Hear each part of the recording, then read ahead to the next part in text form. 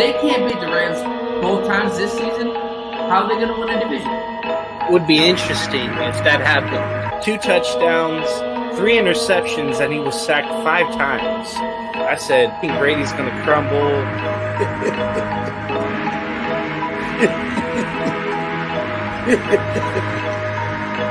How about Thomas Brady, Edward Patrick Jr.?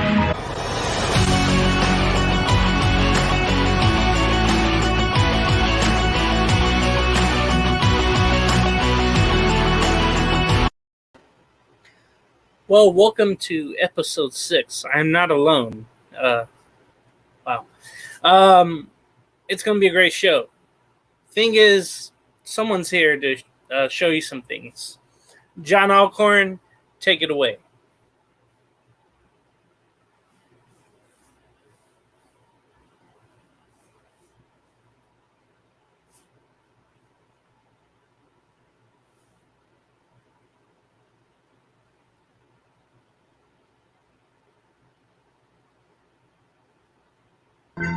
How the heck are y'all doing today? Oh my God. What I tried to, it's a good day. It's a good day to talk football. Good day to be here on the Punt Off. But how are you doing today? Yeah, I don't have a cigar. I wish I did. I have something else, but I won't show that on video. See, I wish I had something to gloat about with my team, but nah, they're the only 0-3 team in the league. And technical issues. I was trying to get it loaded, and it wouldn't load as you introduced me. And I'm like, great. But yeah, we'll try. Yeah, that's cool. I guess we had a moment of silence for the Tampa Bay video scoreboard guy. Supposedly, he tipped off the Tampa Bay huddle, and the Packers saw what play was going to be ran. So I guess that was our moment of silence. I think Pat McAfee did that as well earlier today. Mm-hmm.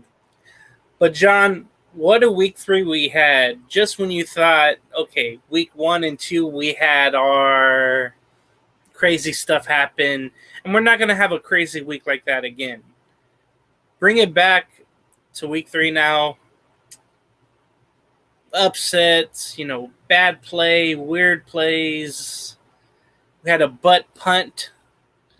It was just all over the place, man. And I just, it's just funny how the game goes from week to week, and you really don't know what's going to happen next. It's kind of, if you had nothing invested in the game, I think your life would be better. But like we do with our teams, we have everything invested, and good for your team to get a win, bad for my team to still be winless. And here we go, though. Now, Houston, Chicago played. This was obviously one of the first early games, and you didn't really expect much out of it. A Roquan Smith interception got him in field goal range, did the Bears. The Texans, had the game. They had it wrapped up. But they let the Bears back in, kicked the field goal to win it, did Carl Santos, to win it 23-20. Davis Mills, 245 yards, 1 touchdown, 2 picks, and 1 sack. Justin Fields had a horrible game. He completed 8 for 17 passes, 106 yards, 2 sacks, or 2 interceptions, and he was sacked 5 times. No touchdowns thrown. The running game, Pierce finally had a good game for Houston. He had 1 touchdown with 80 yards. That's the rookie. Hibbert had a great game on the ground for Chicago. At least that was going for the Bears. He had 157 yards and 2 touchdowns, 52-yard scamper as well. Nothing much during the air for each team.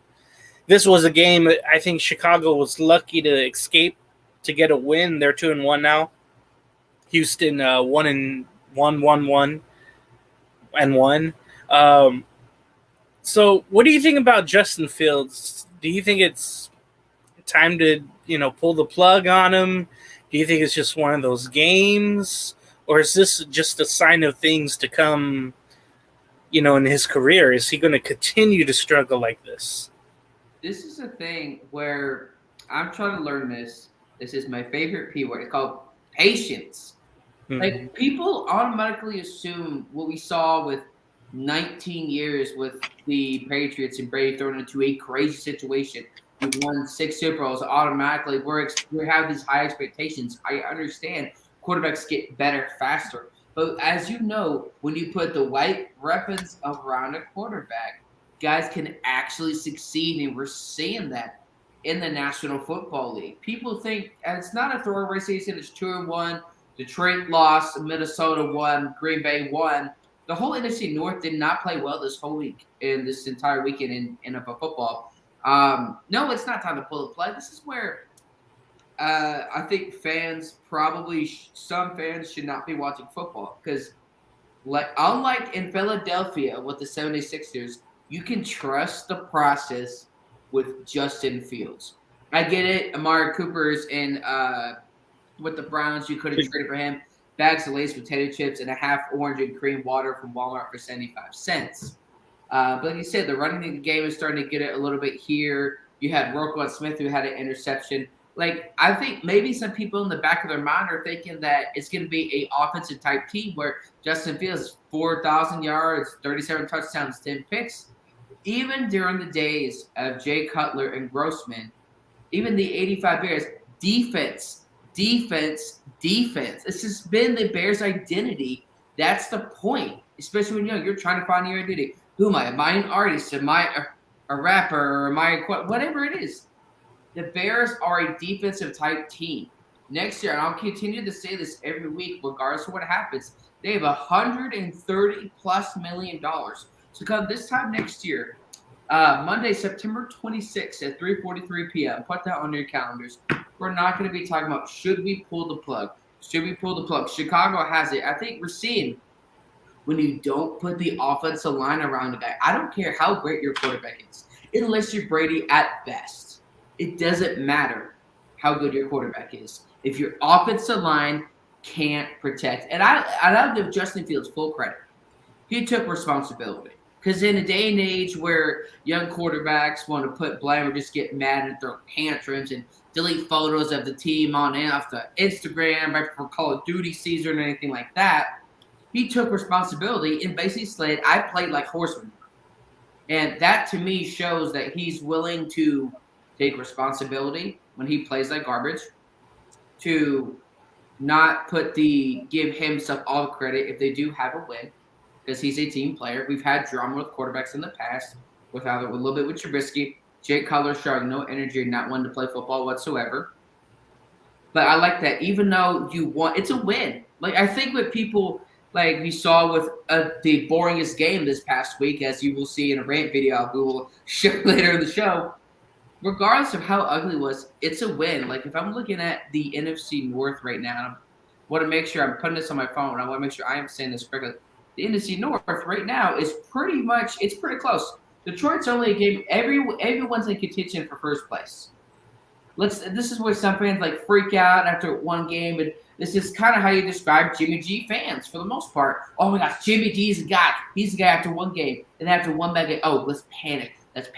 Packers are 2-1. The Vikings are 2-1. The Bears the Vikings, the Packers, and the Bears are tied for first place in the first 3 games. Detroit is a potential maybe wild card team. They're improving. They're playing better. They're playing with heart. Hopefully the Ford family doesn't get involved. But to truly answer your question, I know it's been all over the place. They should not pull the plug on Justin Fields. Okay, next game involves my team, the Raiders and the Tennessee Titans. Right away, the Titans pedal to the metal. They led 24-10 at the half. It felt over right away. Raiders tried to make a comeback, scored 12, had a chance to tie it with a 2-point conversion, but couldn't.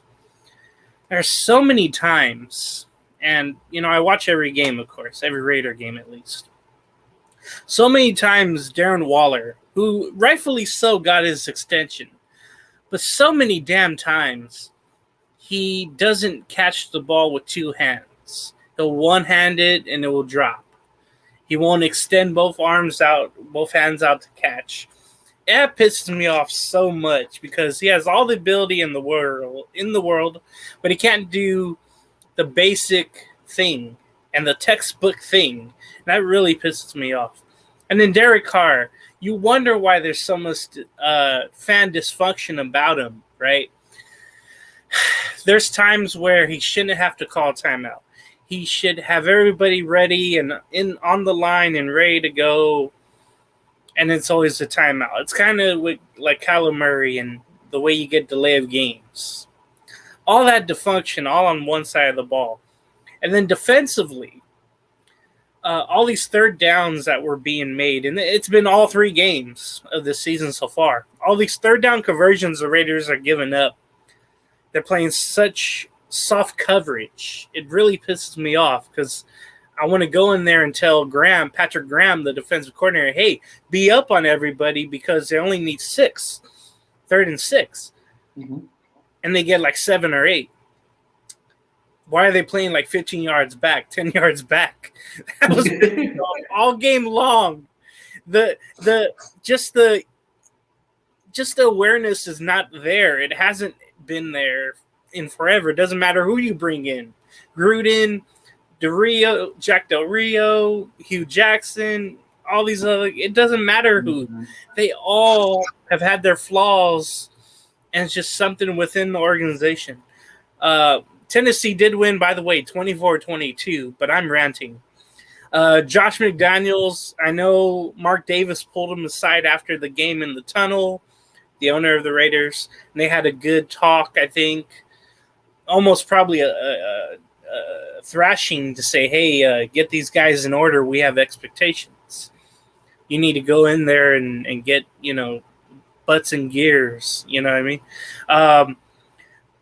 Really quick, Derek Carr, 303 yards passing, 2 touchdowns, 1 pick, and 1 sack. The 1 interception was so key because they would have already just been down by 2 if that didn't happen. If that drive didn't stall on the pick, they would have got the touchdown, and either they would have been down 1 or 2 with the ball right back with the chance to win, like they did last year.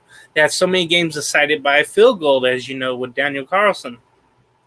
And then you got to give a shout-out to Ryan Tannehill. I know his numbers aren't too good, but 264 yards passing, 1 touchdown, 1 pick, and 1 sack.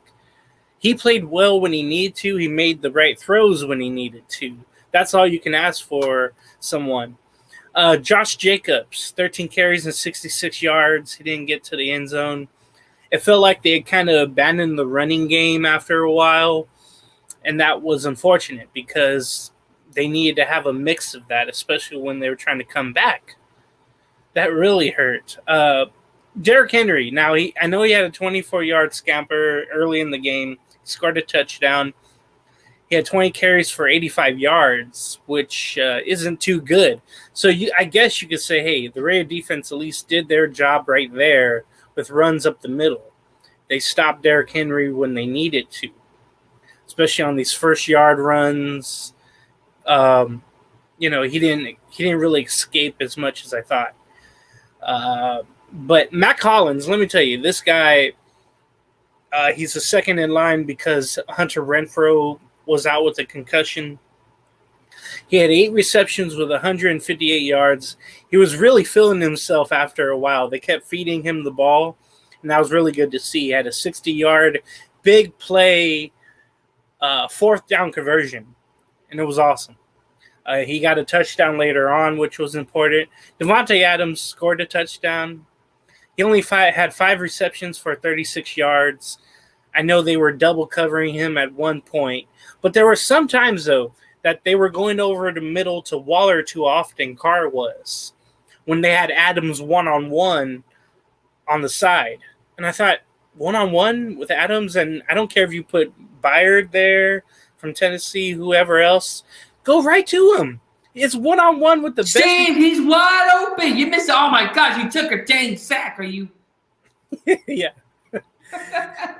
you're one-on-one with the best receiver in the game. Go to him. You pay him all that damn money. Go to him. That really pissed me off. Robert Woods, four receptions for 85 yards. Not much else from the tight end receivers. You don't expect too much. I know Grant Swaim, I think, had a touchdown receiving, one of their tight ends. But, Carlson had 3 for 3 with field goals. But it was one of those games where you could tell why the Raiders are 0-3. I wish it was 3-0. Tennessee now 1-2, and Raiders fall to last place. But it's just one of those games where you could tell what went wrong, could go wrong, and did go wrong. Again, just too many bad decisions by Carr. Although he did lead him back, and he has the most game-winning drives, but he was going for a game-tying one here. So, what did you think about that game in Tennessee where the Raiders fell short by 2? Derek Carr played better than Ryan Tannehill, but it doesn't matter, like you said, because of that key interception. It doesn't matter if he had 550 yards, 4 touchdowns, but that one interception, when it truly matters, that's what they're going to talk about, and rightfully so. I think Derek Carr, I've defended him not because Martin goes to Fresno or we're good friends with Martin or like Derek Carr this or that. I think at some point, you kind of have to be honest, the Pittsburgh offensive game plan, Devontae Adams is single covered. They tried to, how many times it worked in Green Bay? You know how many times Moss at the middle? He could have mossed so many defenders in that game. Like, how stupid do you have to be as an offensive play caller? Like, it's not like Ryan Tannehill played well. Like, I think, they'll be, for right now, I think they'll be fine. Like, the Chiefs lost, the Broncos won, but, they're only 2 games behind for first place. So, I understand, the frustration. I'm not here to say that's not valid. It's 100% valid. That being said, though, Jared, he's right there. You paid him nearly $100 million to give him 5 or 6 receptions. That to me shows the offensive play calling. Clearly, they're up their own anything. I don't know what they're doing. They're overcomplicating something. Like this common core math. Stop complicating something that is meant to be very simple. Devontae Adams, those receivers, they've done it with Mike Evans. Look what happened yesterday in the Niners game. Kyle Juice, he caught the ball, toe tap, boom. Everyone's trying to be like this Odell 2014 catch. You don't need to play hero every single play. There is a time to be a hero, and there's a time to take off your cape and stop being Superman and actually know how to offensive play call. I think the Raiders here, it's just dude, you have Renfro, you have the playmakers. But I think if they continue this on, at some point next year or two, you're gonna have to trade Carr. I'm not here to say, the Raiders. I don't know what they're doing. I'm glad he had that talk with your head coach, because McDaniels, the high expectations coming from New England. There's a lot of expectations. There's called the Belichick method, because clearly it doesn't work outside of being with Belichick. So I give the Tennessee that full credit for that win, but really at the same time, they're not really the best team in their division. So, John, literally, this was me yesterday. How? Anyway, Derek Carr is spelled Jimmy G with legs, because I think he has a lot of upside, but he, for some reason, despite those comeback wins that Jimmy G has, or the mixed amount of comeback wins that Derek Carr has, he just has this itch. Ooh, you got any more of them interceptions? I just really got to throw one. And I don't get it. I don't understand it. But clearly, they need to have a heart-to-heart with the offensive play calling, the quarterback, and the receivers, and the head coach, and all together. Because if you got to be honest with each other, this is not a confronting meeting. You have a problem. They have a problem.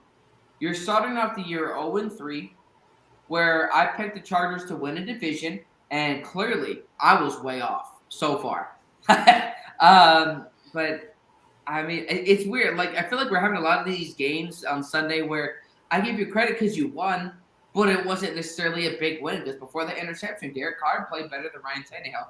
But congrats to Tennessee for winning that game to get the first dub of the season. I'm pretty sure Oprah doesn't like the Raiders because every other team, you get a win, you get a win, you get a win. And hopefully next week, whoever the Raiders play, they can play a lot better because it's not like Jacobs 5.1 yards per carry. Bolton had 3 attempts for 5.7 yards. Like, I get the running back by committee, but if you're going to run it back by committee, Hollins had more yards and receptions than your $100 million receiver. Mm-hmm. Tell me, folks, Raider Nation, James Gonzalez, Davis, McDaniels, Carr, tell me how it got. I'm not saying Hollins is not a very good player, but Devontae Adams has 122 less receptions and 123 less yards and 3 less receptions. Tell me how in any offensive game plan that makes any logical sense. All right, so the next game had an AFC West opponent against the South. It was Kansas City at Indianapolis. I think everybody came in, Kansas City's going to run circles around the Colts. Don't worry about it. Kansas City looks awesome. Colts, they're done basically after week 2. Well, it didn't play out that way.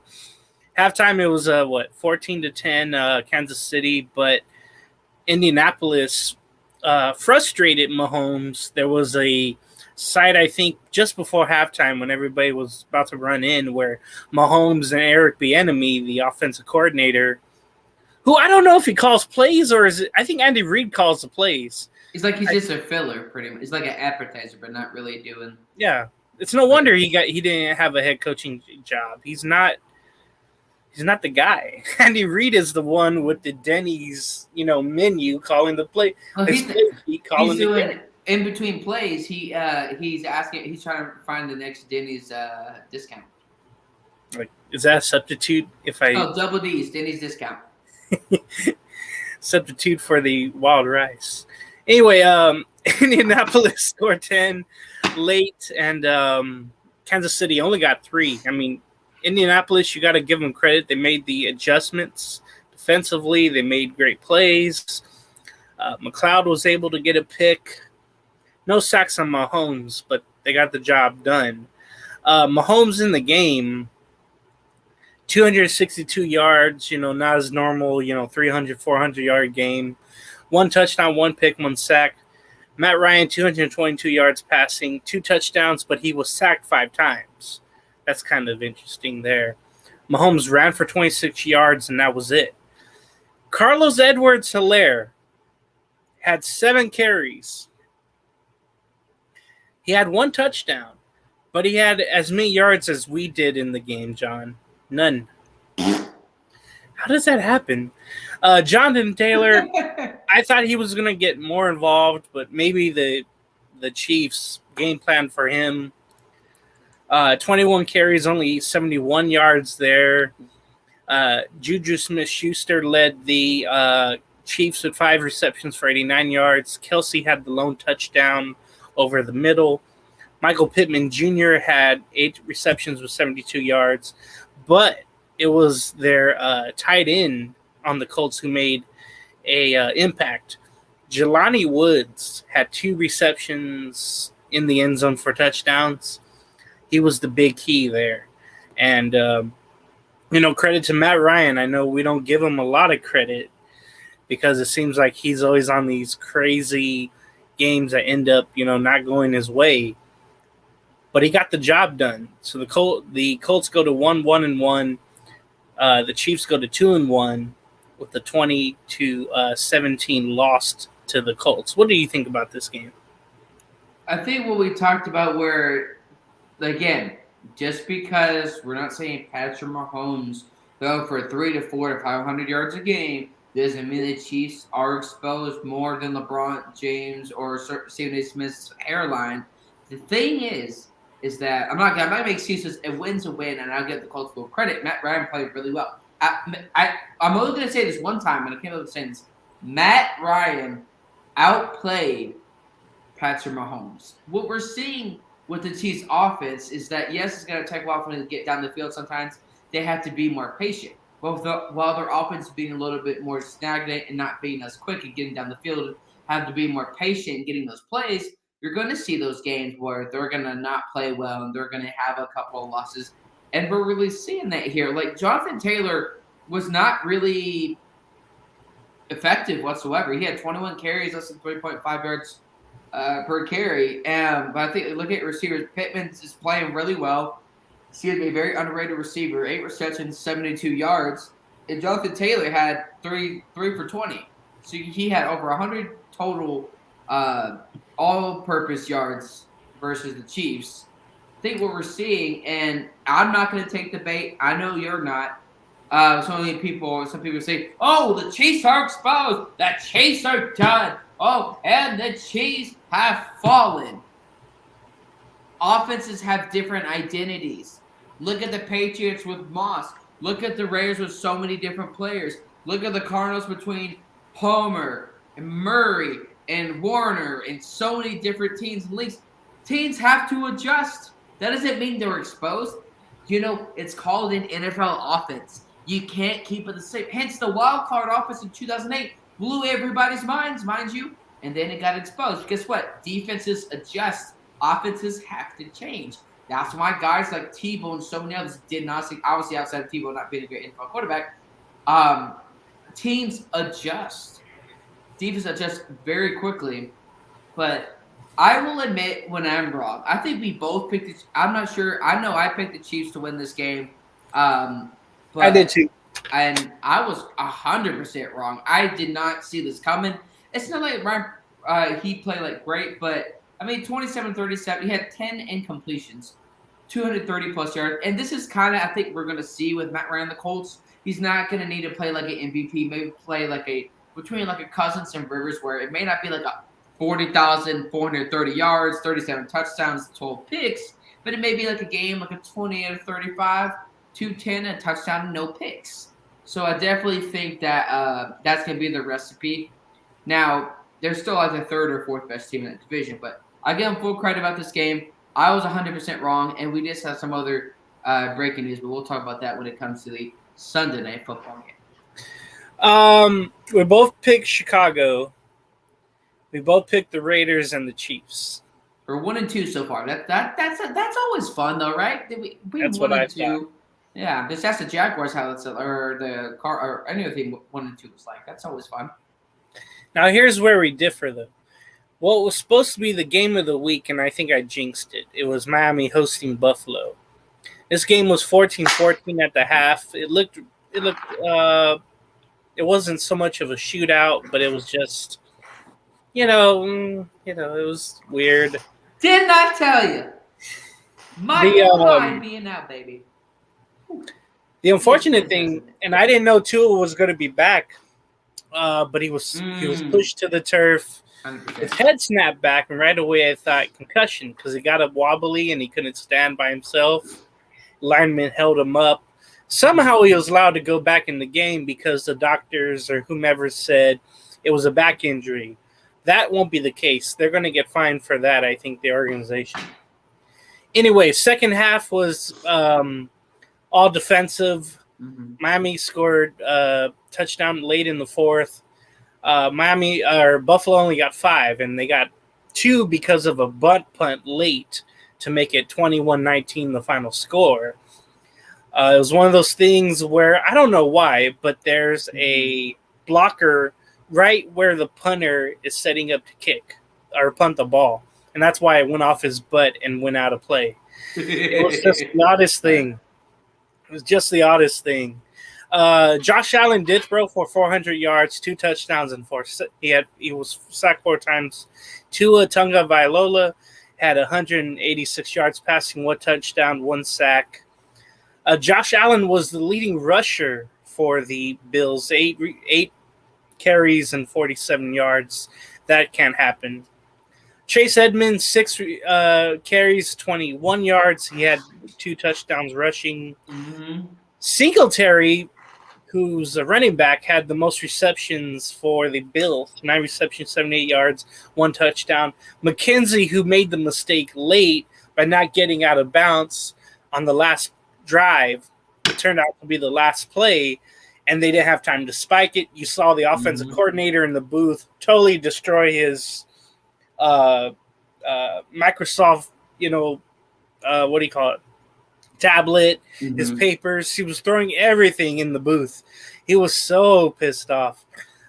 Diggs did have 74 yards receiving, but no touchdowns. I thought Gabriel Davis was going to have more of an impact as well, but he didn't. Jalen Waddle, this dude is putting up great numbers so far this season. He had a big touchdown late, 4 receptions and 102 yards.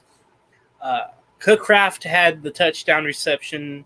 Tyreek Hill only had 2 receptions for 33 yards, but I think Buffalo's defense really keyed on him not to get open downfield, and that let Waddle get open.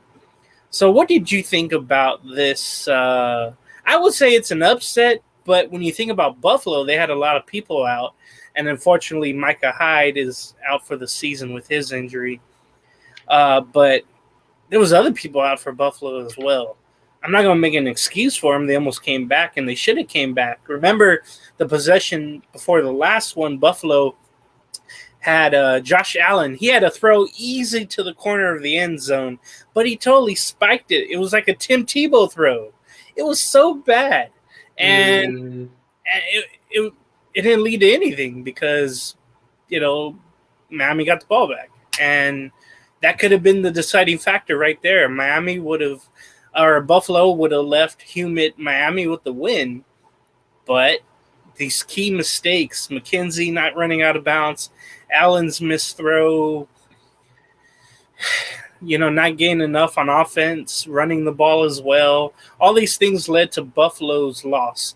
So Miami goes to 3-0, one of 3 teams that are undefeated. Buffalo's in that mix where they're 2-1. So what about those first place Miami Dolphins?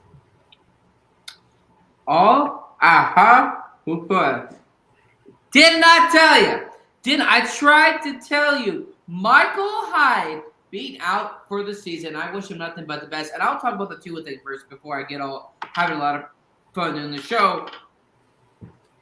The team doctors are a joke. Tyrod Taylor has a lawsuit against the Chargers team doctor, but he broke his ribs. This is a thing where what's the point of the fine? It's like fining the players when they violate a rule. It goes straight to charity. It's not even an actual fine. It's just for legal purposes or, lo and behold, whatever else you want to call it. It's not an actual fine. That being said, I think it's an absolute disgrace by the team. I don't believe in Tua yet, but I wish him nothing but the best. I thought it was like a head or a back injury. What if it could have been long-term CTE? You can't test for that, unfortunately, folks, until someone's passed away. And I'm not saying that. I'm just trying to think of different ways. This is why that I haven't seen that Will Smith movie. There's like an NFL Will Smith movie where they talk about it's important. You're talking about this is why I love the NFL, but I'm going to hold them accountable. When you talk about, we're all about player safety. You're all about making sure the player is safe. That is a bunch of bull crap. You let team doctors who still have their job, who could have been a spinal injury. I don't remember the player's name, but it was in baseball, which is not a physical game where a guy had to retire because he had a neck injury. He ended his career. Thank you. He was emotional in his press conference, and I'll never forget it. This is before I even watched baseball. He didn't even give Al Gore's granddaughter's internet about baseball. He retired from baseball. I'm not saying it isn't a hard sport, but it's not physical like football or hockey or other sports. Are you kidding me? The NFL, give him full credit. But I think also those guys need to be fired immediately. This is not a case of, he had a mild elbow sprain. Okay, that's that's completely different with Matthew Stafford's injury. But I think just because, and I know James is the same, just because we both love football, just because we both love the NFL, doesn't mean we're not going to hold people accountable. Are you kidding me? This reminds me of the RG3 situation nearly 10 years ago. A guy that could have gone to a Super Bowl. A guy that could have won Super Bowl MVP. I'm not saying Tua was on that track, obviously, only 3 games into the season. But we're seeing this method with San Francisco, with Washington, with Miami. If you're going to be about players, and I'm yelling because I'm so mad. If you're about player safety, be about player safety. It's not for PR bullcrap. It's not for the legal people. Like, every time, and I swear this, James, every time they try to make the league more safe with these type of helmets, guys are not tackling in training camp. It doesn't make it more safe. Guys get hurt more. You see more concussions? Who knows? It was a head or a neck or a back injury. And I saw the highlight afterwards. I couldn't watch because I was at work for the whole day. But I did catch a game when I got home. It just makes me so infuriating because you let him back in the game. I would rather be wrong about it and Tua be 100% healthy than to be right about it and him be hurt. Because he's day-to-day. Mike Daniels, grow some balls. Stick up for your quarterback. You believe in Tua, right? Or at least according to the podcast or the media. I'm going to go on a long rant because this is ridiculous. This is stupid. And I tried to tell people, like, really, time and time again. We've seen the NFL be hypocritical. And if you're really going to be about player safety, then actually practice what you freaking preach. Other than that long rant, because I was very mad, and rightfully so, because we want guys to be stay healthy. Michael Hyde being out, it is going to affect this team. Jalen Waddle in the last 2 weeks, 15 receptions, 273 yards. That is it. He's averaging 7.5 catches for 125 plus yards. That is Pro Bowl numbers in the first three games. 19 receptions. 342 yards. He's averaging about 120 yards per game. He's averaging Justin Jefferson numbers. Mm-hmm. Like, I think getting a Tyreek Hill in these guys, even if 1 or 2 games where Tyreek Hill doesn't have like 10 receptions, $152 and 4 touchdowns, it's like the offensive way of the Buffalo Bills signing Von Miller, where Tyreek Hill is not a Super Bowl champion, but he makes other guys around him better. Jalen Waddle, second year in the league. They played together in college. 25.5 yards per catch. You know part of the reason? Because you don't have a defensive player downfield covering. Michael Hyde, let's say I'm way back here. This is obviously just a green screen. See, right, Michael Hyde is right there. Then you have your Phillips and all these guys over here, and then you have the quarterback. I don't have my laser pointer okay, I have it right here. Let's see if this is gonna work. Because I don't have the other video stuff to do it yet. All right. So let's say, for example, that's a smiley face. That does nothing. All right. Let's say that's where Michael Hyde. You see, right? Michael Hyde is supposed to be right over here. You have Phillips. You have all these defensive tackles right here, and you have Tua, Waddle, and Tyreek Hill right over here.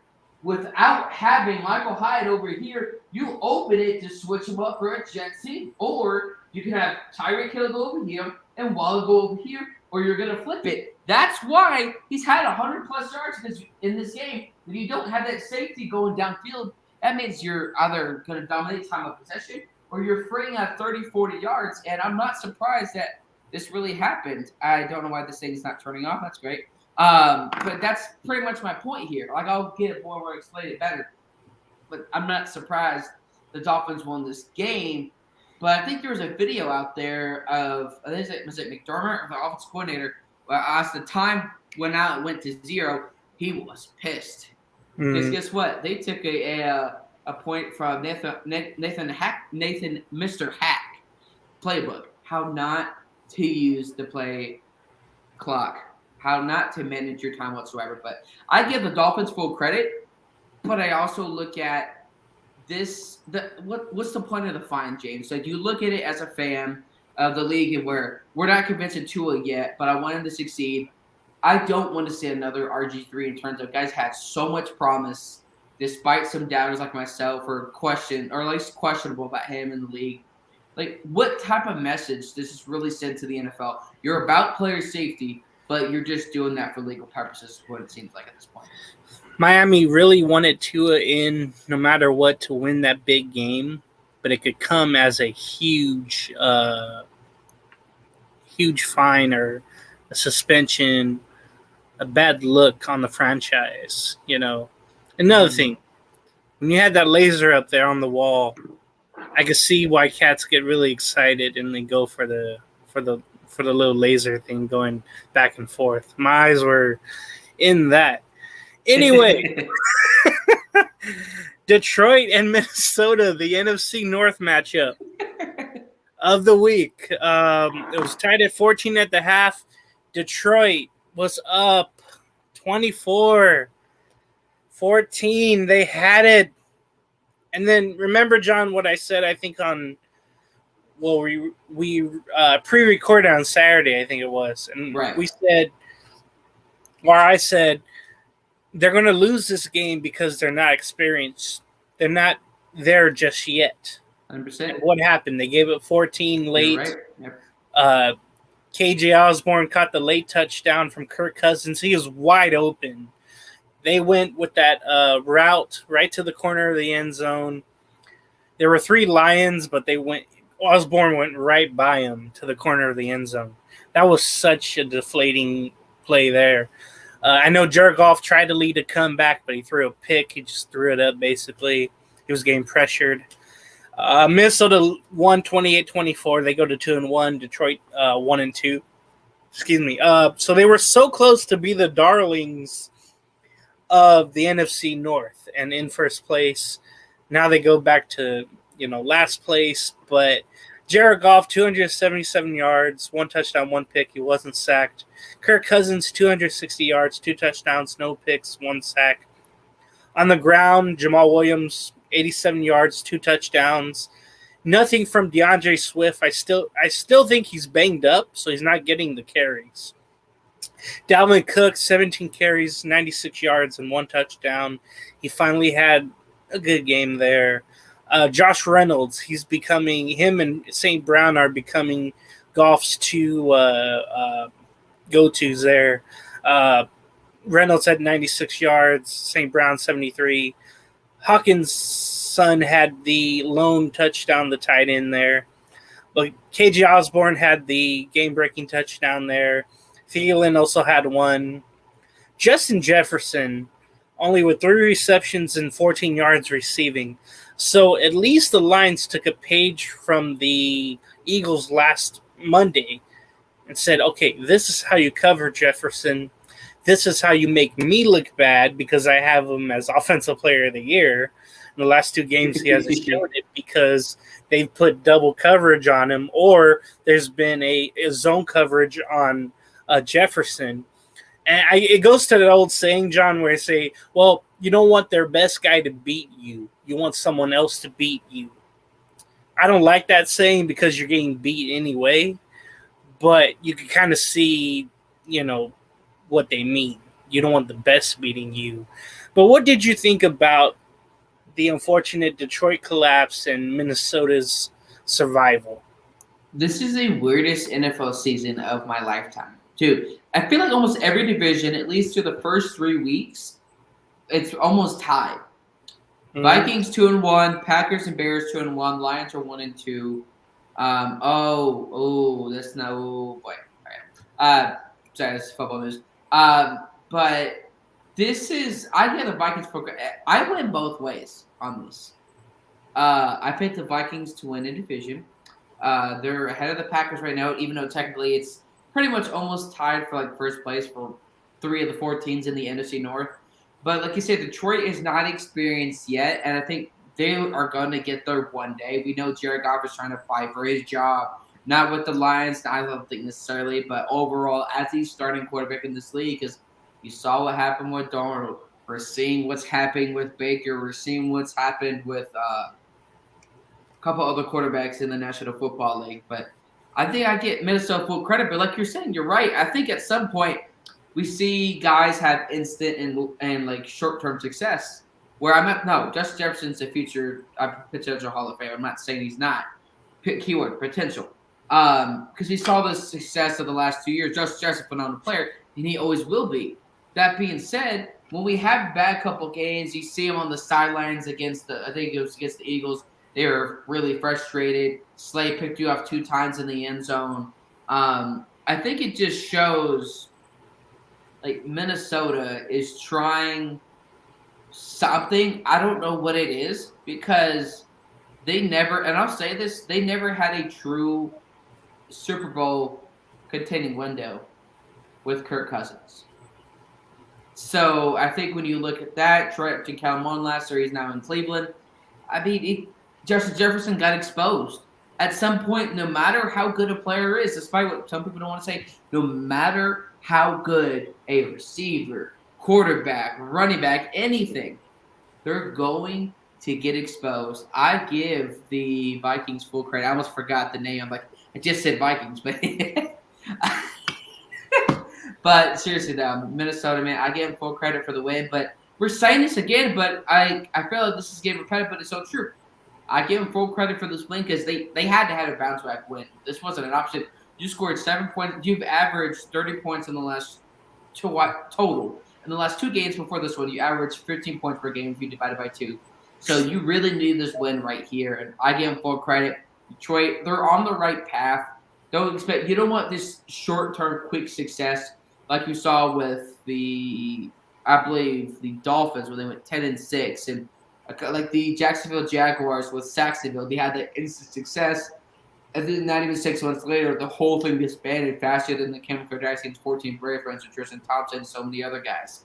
But I give them full credit, good on the win, and we'll see what happens with Detroit. Like Eminem says, Detroit versus everybody.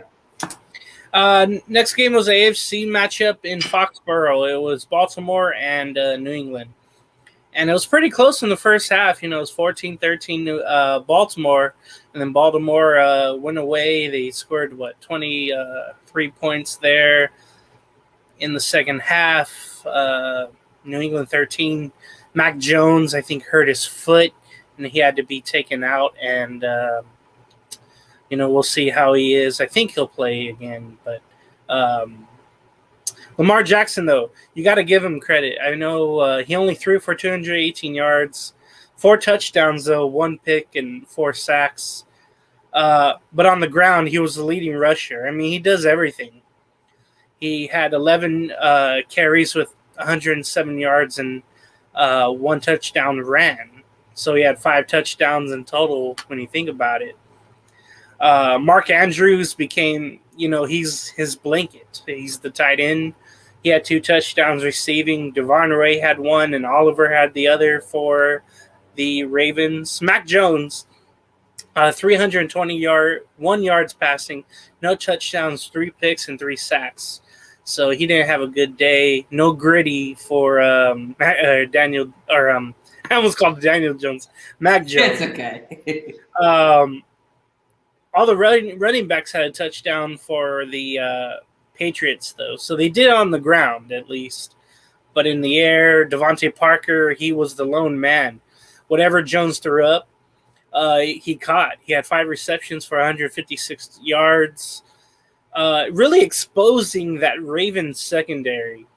I mean, when you think about it, they gave up the game to Miami last week, John, and now, they barely hold on to beating New England.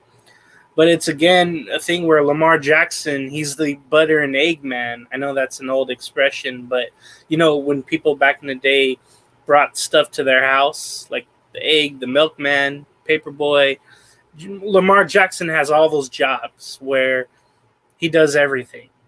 And it's amazing to see, I know he didn't get the contract done. He had a Friday deadline before the season started.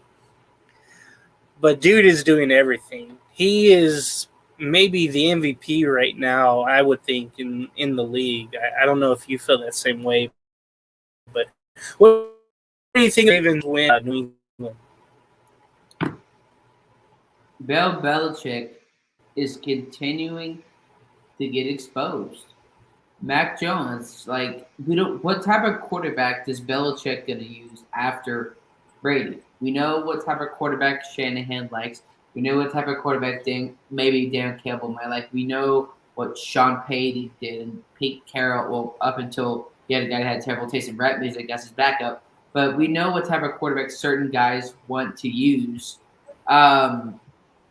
Honestly, man, today's not my day, James. Honestly, I completely forgot what we were just talking about. Patriots. The Ravens. I just got done working 6 days straight, so Hey, New England, though, is boring. Like, when you think of the most boringest things to eat or to drink or whatever, let's say, okay, I'm going to empty this water bottle real quick. Science. And so we're taking this off. Taking this whole thing off. I know this is the dumbest example ever, but this is all I got at the last second because my football brain works. All right, let's pretend this is empty. There's nothing in here. It doesn't add any value. It does nothing special. That's the Patriots offense. Like, again, who do you have as a receiver? Just Devontae Parker. Who is your true elite number one, or considered to be potentially elite one day, number one receiver like St. Brown and what Hollywood Brown maybe will be with Arizona, which he hasn't really showed up though this past first 3 weeks. I don't know what's going on with that. That's a waste of a first round pick, but I give Lamar Jackson the Ravens full credit, and I'll say this now: after what's happened in the first 3 weeks, Lamar Jackson is going to sign a new contract with Baltimore this offseason.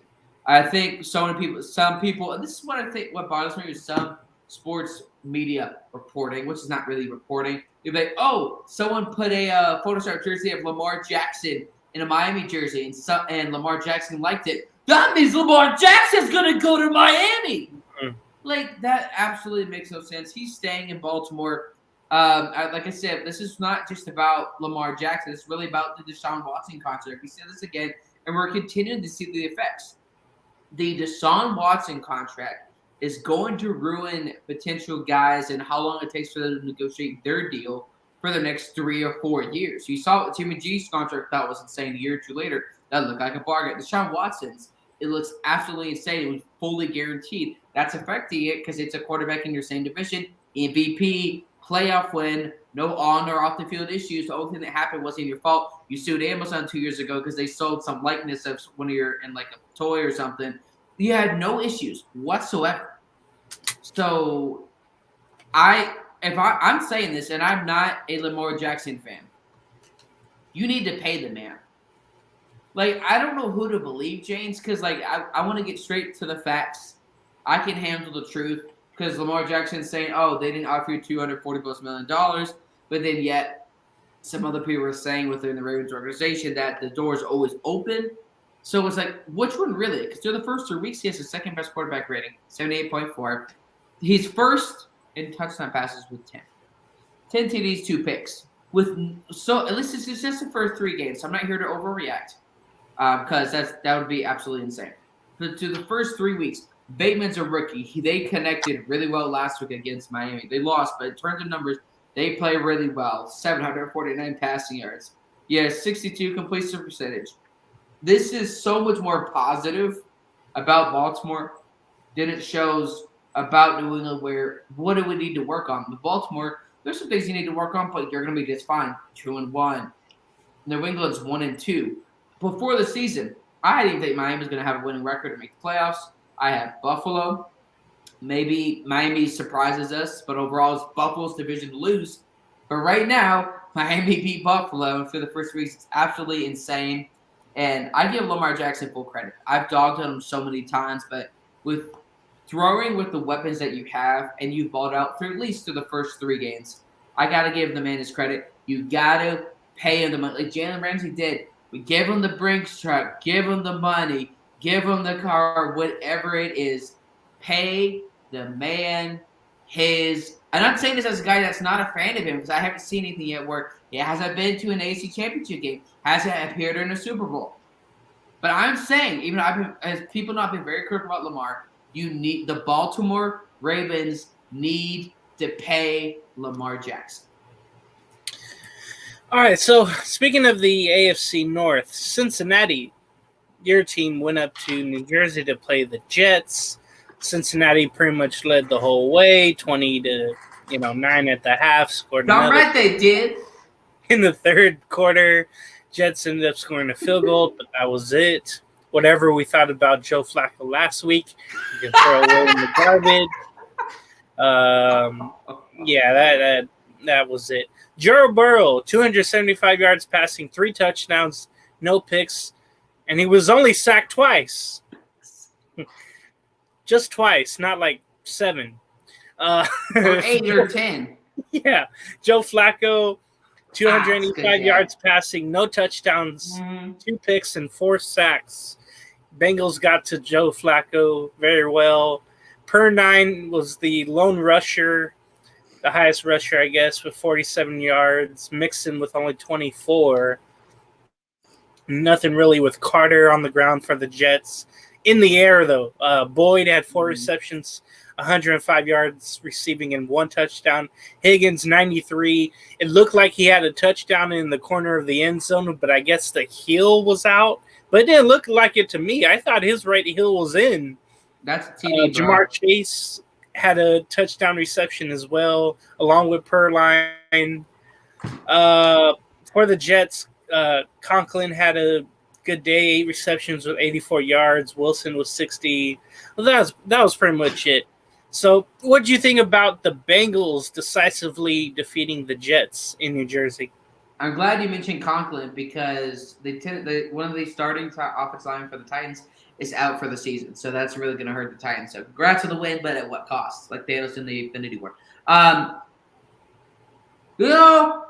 We know what Joe Flacco is.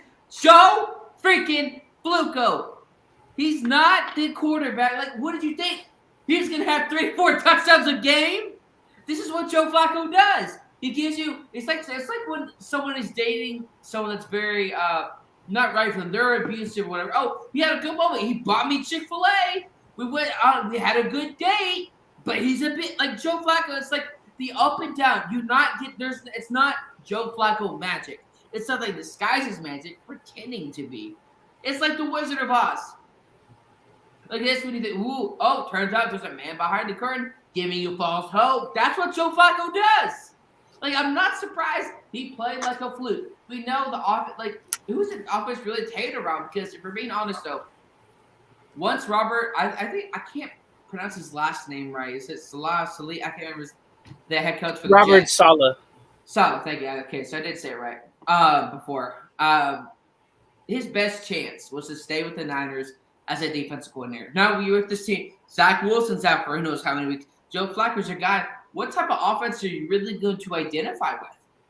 You had your Super Bowl win last week, just like Seattle did in Week 1. 99% chance to lose, and you still won. And you know, to Stefanski, to Jacoby Brissett, to the Haslam family, everybody else, you can kiss my butt. You couldn't even beat the Jets with 1.5 minutes left.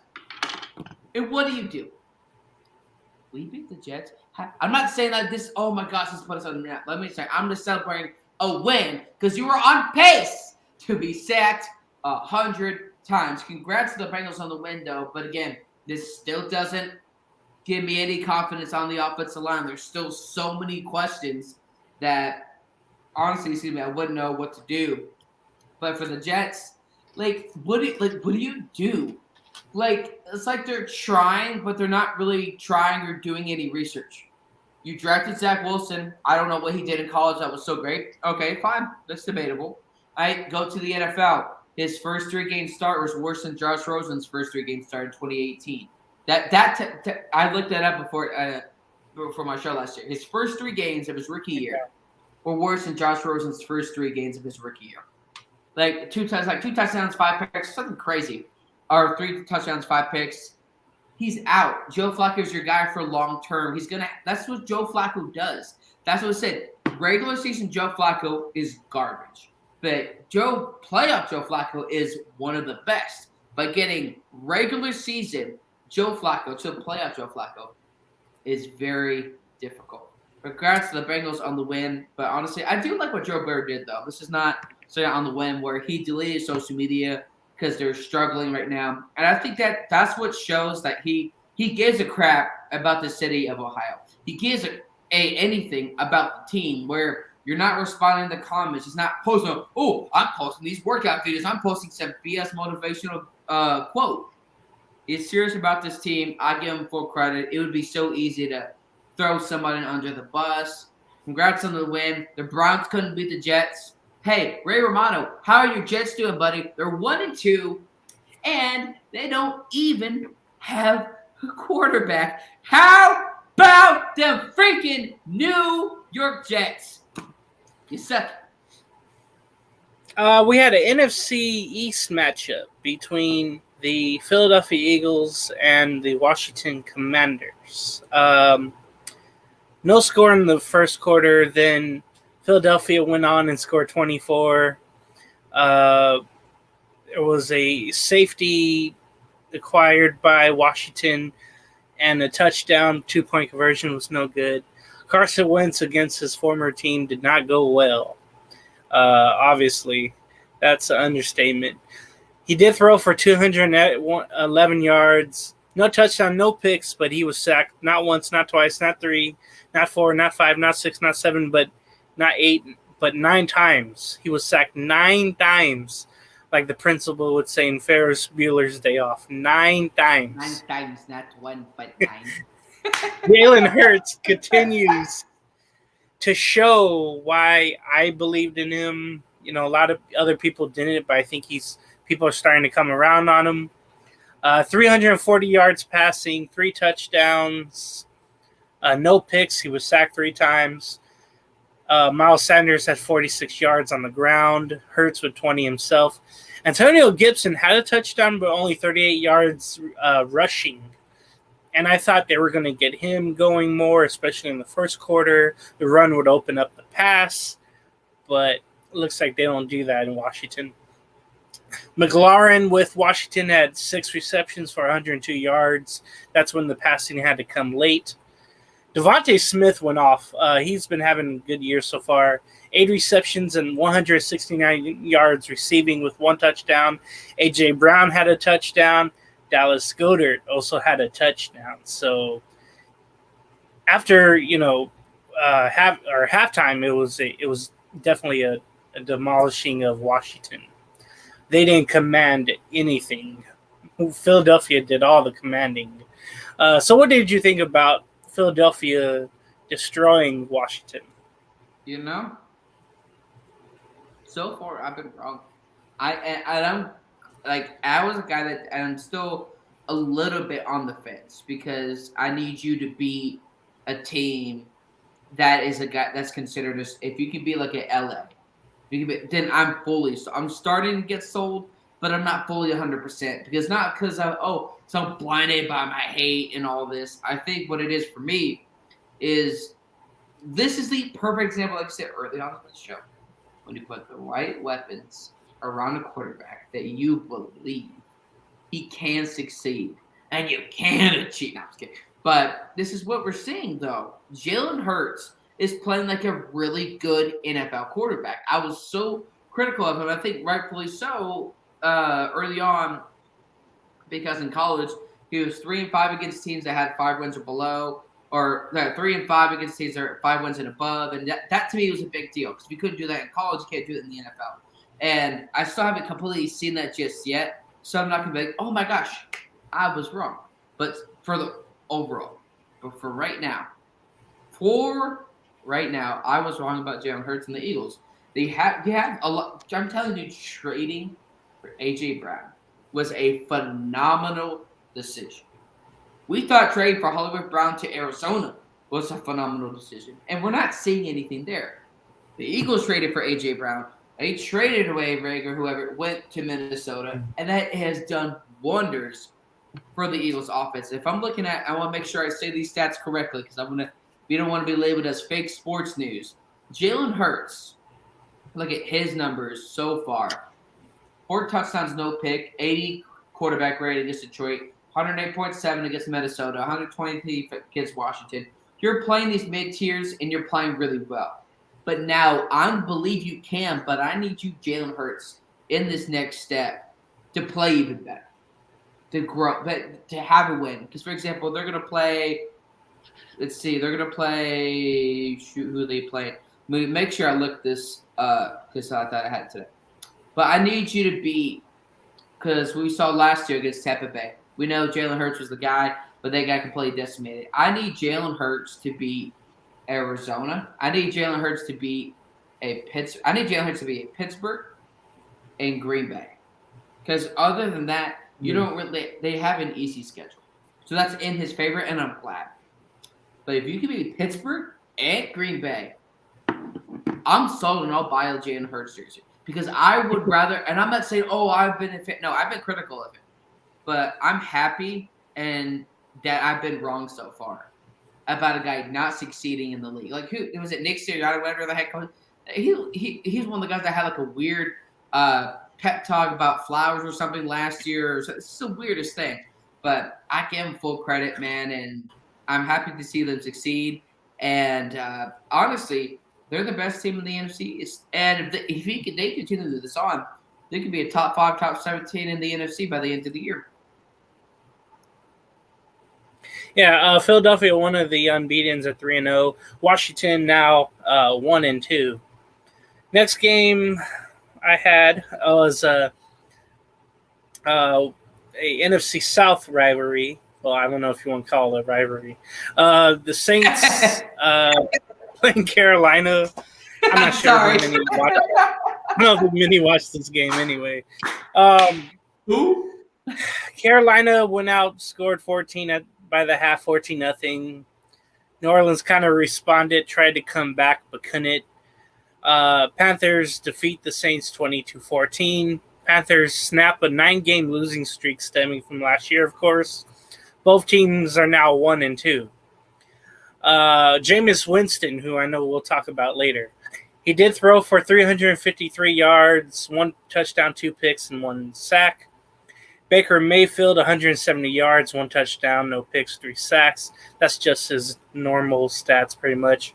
Alvin Kamara, 15 carries, 61 yards, not much. Ingram, the second, did have a touchdown there. McCaffrey, though, doing McCaffrey things. He ran for, he had 25 carries, 108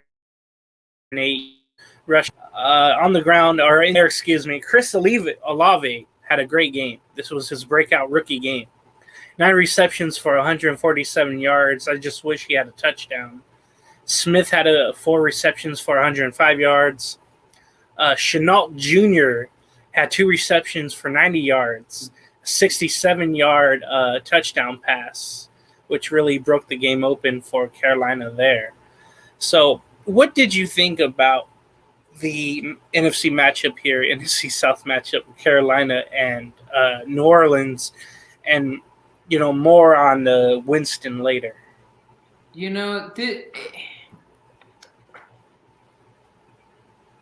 Who did I pick? Did I pick the Panthers in this game? You picked Carolina. I went with the favorite New Orleans, and I was wrong. Honestly, I thought I picked it. I forgot. It's been like you say, folks, it's been a really crazy week, both of us. But seriously, this doesn't help, I think, Baker that much whatsoever. Because, like I said, I'm done with trying to defend Baker. He's not a start. I don't say this, and I'll put this as a clip. Baker Mayfield is not a starting quarterback in the NFL. And I'm a guy who advocates because I believe, okay, put him in the system. Let's see what happens. And you saw that with Bridgewater when 5-11. You saw that last year when the Panthers started 3-0 with Sam Darnold. Sam Darnold played really well. Like, I don't understand what happened after that. Like, they looked like a potential playoff team. Like, at least it turns like a wild card. Maybe like that Giants where we don't have any expectations. Let's see what happens. 3-0. You play really well against Houston. But again, this is a team that doesn't know. This is a organization that doesn't know how to build a franchise. You drafted Christian McCaffrey before you had your long-term answers, starting quarterback position, meaning that you also drafted your running back in the first round. You've wasted Robbie Anderson's time. You have no tight end. Luke Kuechly retired early. Mm-hmm. One of your cornerbacks is with his second or third team since he left you. They still don't have a long-term answer at the quarterback position. You brought in a guy who I think could have been the guy. But again, you developed part of a defense. You still have no quarterback. He's on the hot seat. Like, again, I know we keep saying it, but this is the weirdest week. Because, like, we're going to say this a lot where I give you credit for the win. You won. But it's not like you balled out. I think it's what's exactly. So you're looking at the NFC South. Let me pull that up. The NFC South, though, is that's definitely not what I wanted to pull up. Yeah, Google, you have. You got 2-1 Green Tampa Bay. Everybody else is 1-2. So everybody's in contention for the first. Like this is almost every team for the first. This is weird to say. For the first 3 weeks, the Falcons still have a chance to win the defense. Oh my gosh! Like it's only 3 weeks to get it. That's not overreaction Sunday, overreaction Monday, or whatever. But they're playing really well, and honestly, like congrats, I guess. I mean, the whole division right now for the first 3 weeks is a crapshoot. As much as I've been told with Brady, the Bucs play like crap. The Panthers didn't play well. The Saints play like crap. The Falcons finally got a win, I think this past week. But honestly, man, like I'm not excited about their win. They didn't do anything that well, but they also didn't do anything that terrible. So going to the late games in the afternoon, Jacksonville at the Chargers. And this one was stunning because I had the Chargers, you had the Jags. And it went your way. It's good. It really was. The Jaguars win. I'm going to Florida. Let's just retire right now because they kicked your butt. There was no score at the end of one, but then Jacksonville's 16-7 at the half, scored 22 more in the second half. The Chargers only with 3 in the third quarter, and that was it. Jacksonville 38, Chargers 10. Jacksonville improves to 2-1 in first place. Jacksonville. Chargers 1-2 in third place. Oh my gosh. Now, a couple of things about the probably shouldn't have. There was something I was going to mention, but I didn't bring it up until, in my head, at least last night. Herbert was asked about his ribs on Friday in the press conference, and he didn't give he gave a smart aleck answer. He's like, "Oh, it's a great day. How's your day going?" So you could kind of tell there he was kind of banged up still. He didn't want to talk about it, and he played like it in a way. He was very attentive with his throws. He didn't have Keenan Allen. He didn't have his left tackle, which we'll talk about later. They had a bunch of injuries. And then Joey Bosa got hurt in the process in this game. And he could be out for some time. That will be to tell. Yeah, he's week to week, so we don't know when he's going to be back, if he is back this season. Yeah. But could be one of those nagging injuries, I'm guessing. Mm-hmm. 2 other things about the fans. For some reason, I think it was James Robinson. He was running out of bounds toward the goal line. He went out. You know how Jerry's World and the other places, they have the suites right there on the field or whatever, and those people stupidly can't watch the game live, but they can watch it on the big screen because all the people are standing on the sideline. First of all, I don't know why people would pay to. Yeah, that's stupid. You're an idiot. You deserve to get scammed. That's a scam. That's a scam. That's a legal scam. Like, come on, Jerry. We know you're about money, and like Harvey's just making money moves. You're not seeing the game at all live. It's amazing. This is exactly what it's like for us right now. I'm watching the game. Yeah. Okay. I don't know. I'm watching the game. Something happened. I don't know. Watching on my brick wall. I have a good view of the Cowboys game the other week. Like here on this brick wall. But anyway, one dude decided to give the Jaguar running back a double bird. And I'm thinking, he's destroying your team. He didn't even say or look anything at you, but all of a sudden, boom. Right? And then the CBS camera saw that. I don't know if it was on Twitter or not, but and then also one guy I'd like to mention, Eddie Garcia. He's one of the, I think, producers at Fox Sports Radio, mostly on the Ben Maller show, which I listen to all the time. His wife is a Charger fan. They have season tickets, so they go to every game. This was one of those rare games that the Chargers have the fans' majority on their side. You don't have many Jaguar fans flying out from Florida or in the state. I know maybe two in my lifetime, right? Yeah. I don't know many Jaguar fans. I've never met a Jaguars fan in my life, and I've been to different states. I've never met a single Jaguars fan. Outside of their random Instagram videos saying, "You sick." That's it. That's the only time I've seen a Jaguars fan. But this was a one-time, probably only this season, you're going to have the stadium to yourselves, and the team comes out. I know they had a bunch of injuries. I know that's the excuse. But then you go out and play like this for your supposed home fans. That's kind of embarrassing when you think about it. It makes people not want to go to SoFi again if that was their first time watching football. And somebody said, "Hey, go watch this Charger team. They have expectations. They have fire. They have desire, whatever." Then they go out and play like this. And it's like, you're not going to have those people back, especially the ones who paid for those suites on the field where they trick you. I'm watching the game. Gosh, I'm watching the game. Oh my God, wait a minute, that's a brick wall. On the field, Trevor Lawrence, 262 yards passing, 3 touchdowns, no picks, no sacks. Great day. Well, not percentage-wise, but whatever. Justin Herbert, 97 yards passing, 1 touchdown, 1 pick. He was sacked once, and everybody was freaked out when they were wondering if he's going to get up right away after that sack. James Robinson, though, 17 carries, 100 yards, and 1 touchdown. I think that's why the fan flipped him off. Nothing on the ground for the Chargers. This is becoming a theme. You could bring in Sony Michel, Austin Eckler, Kelly. It doesn't matter who you have on the running back corp. They're not going to get anything on the ground. Zay Jones, the former Raider, had a touchdown. Christian Kirk did as well. Jones Jr. did. So the 2 guys that they paid, especially Kirk, they both scored a touchdown with Jones coming in. So all those 3 new receivers did their due diligence today.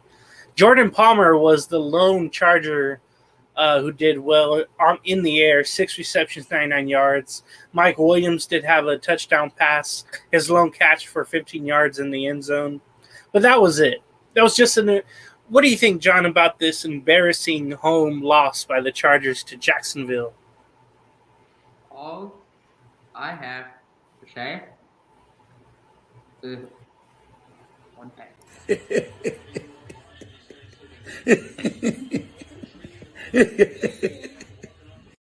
Screw you, Justin Herbert. I had you on my fantasy. Other than that, I picked the Jaguars to win. But I know I picked the Jaguars to win, which was, I think, not that they won shocked me. It was how they won. And if I was a fan, I don't know. I'm not saying I would or wouldn't. I don't know if I would have reacted any differently because you're so frustrated. You don't know what to do. And honestly, you're in the moment. And honestly, if I was Robinson going back, I would have pointed at, "Hey, sir, you see that? Yeah, thank you," and then just walked away. Pointed to the score, and maybe I don't know, man. Like as a fan, like I can't say that was necessarily childish or acting like a coward because I doubt I would have acted much different because I'm hoping to go to that Deshaun Watson Texans and Browns game in December. Honestly, man, I'm happy they got the win. So far. Not saying that they're, oh my gosh, look at the Jaguars. They're the best team in the AFC South through the first 3 weeks. They're better than the Colts. They're better than the Texans. They are better than pretty much every team in that division. Right now, through the first 3 weeks. And at some point, you look at them going to the AFC South. Titans won. They're 1 game behind. But their starting offensive lineman is out for the season. Malik Willis might not even be the guy next year. 2023 is going to be the most awkward offseason for any NFL team, especially with the Tennessee Titans. You don't have a starting quarterback. Is Matt Ryan going to be – if You don't have the season you thought you would. The Texans are going to be looking at the draft. They're already looking at the draft, bro. You're 0-2-1. Like, come on. The season's already over for you. The Colts 1-1-1. The Jaguars 2-1. But I give them full credit, though. Their team played really, really well. But as much as I am mad at, like, just her for my fantasy, I know he doesn't really care whatsoever. I don't think the Chargers should have played it. Because I think when you look back, not because about just how they played or how they played, that rib injury could have caused something to potentially his back or his spine, which could have potentially ended his career, if not further things. And this is why Chargers medical staff, we're talking about it for the second time, James, Tyrod Taylor, lawsuit, Justin Herbert with his ribs. I have no problem with the guy being tough. But if a guy's being so tough to the point where it hurts him to where he can't be there for the team, then, I mean, what do you expect?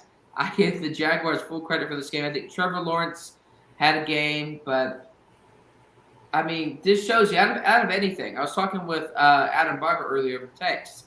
And my dude, Doug Peterson is the perfect guy for the job in Jacksonville. He is changing the culture. The culture for Jacksonville for so long has been beyond toxic.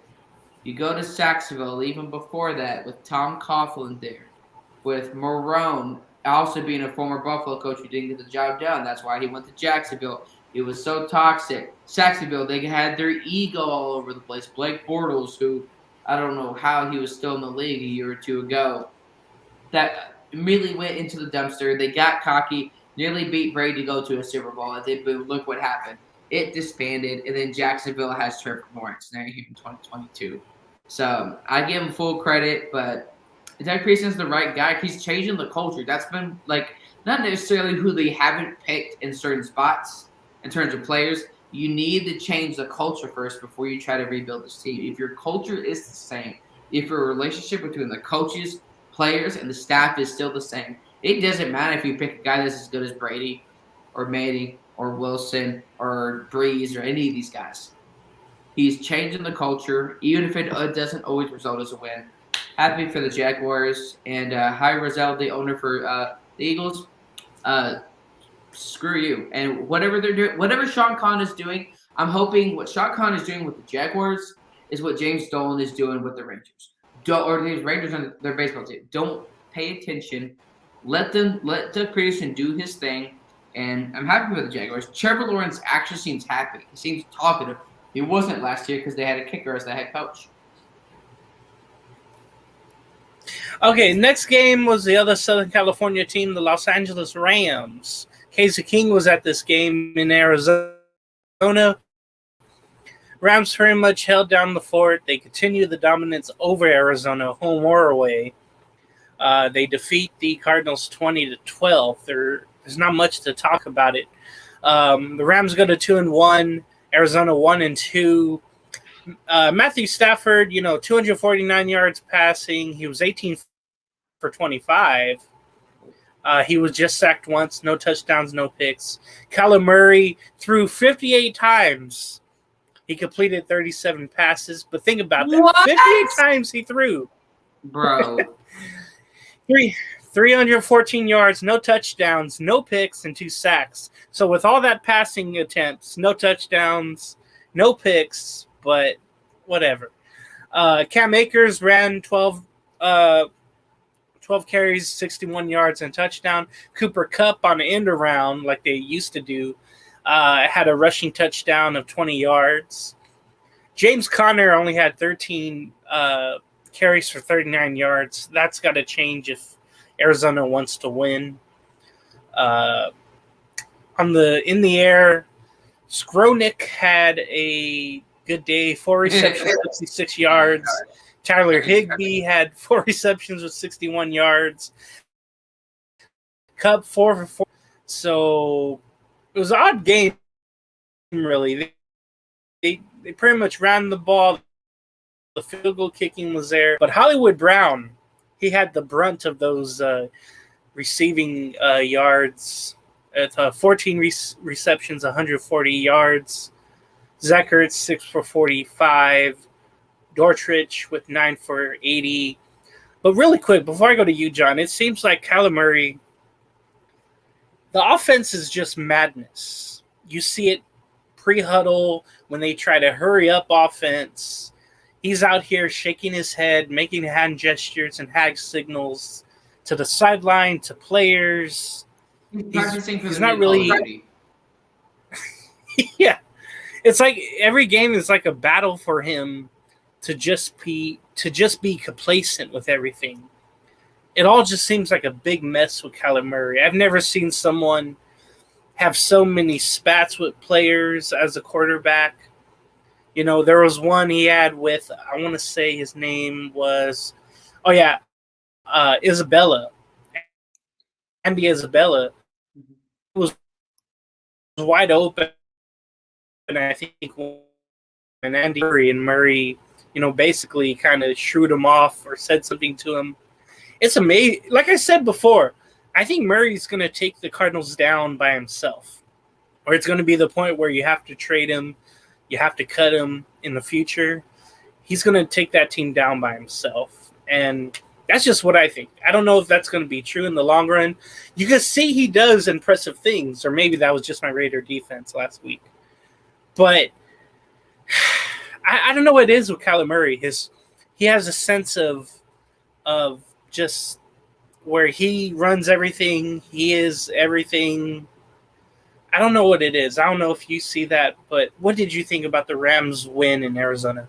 Kyler Murray, number one, has an ego problem. When you have your agent post that thing on social media back in February, it says the quarterback for an NFL franchise is supposed to be the leader.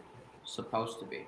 Winston was a leader. I'm not saying that he was a great quarterback, but in terms of he's a leader. Ray Lewis was leader. No, supposed to be Joe Flacco. You had so many guys that were the leader of that team. That can motivate them to help them play better. They had to settle to pay Kyler Murray. Kyler Murray has never had a 4,000-yard season.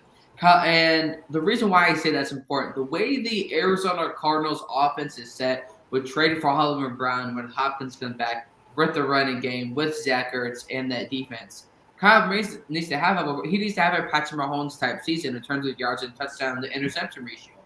Kyler Murray's rookie year, 87.4, 94, 100, 82.6. The first 3 games of the season, 99.3, 76.7, 77.8. And we're seeing this struggle with Kyler that he doesn't know or truly understand consistently how to play quarterback in the National Football League. You can't even beat LA in the regular season. You can't beat them in the playoffs. And I picked the Cardinals to win this game, I'm pretty sure. And so I was wrong. And I think when you look at this team, like I said, their dysfunction, James, I 100% agree with you. Sooner or later, it is going to just blow up in their face faster than a blowout does if you ever change a diaper. And it's going to happen always, like blowouts do with babies, at the worst possible time you didn't think it would happen. Kyler Murray is not a franchise quarterback. I'm more convinced that Lamar Jackson is a long-term franchise answer at the quarterback position, rather it's for the Ravens or for an NFL team. I'm more convinced of Lamar Jackson than I am Kyler Murray. Murray is not because of his height. I mean, part of it is because of the height, because you go back to the playoffs last year when he threw that fumble or interception, that was because of his height. I'm sorry, this guy should have stick to playing for the future Las Vegas Athletics. Mm-hmm. And I'm saying that because he should have. He got drafted pretty high. It's not he can play. He's the right half for baseball. Could play really well in baseball. I probably would have seen how he played, but again, maybe during halftime he plays on the teeter-totter. No, I'm just kidding. But Arizona, they're a complete disaster.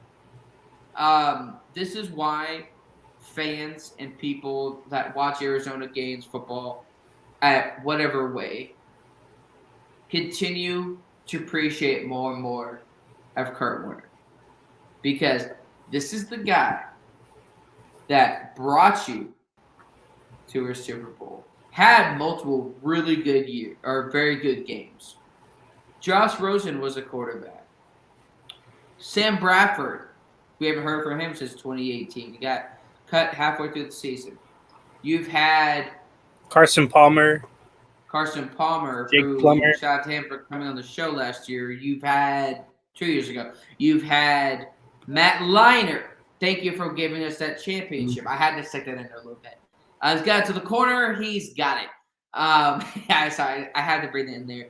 You've had so many different guys that they ruined Larry Fitzgerald's career. Larry Fitzgerald played with 16, 17 different quarterbacks and is a future Hall of Famer. First ballot.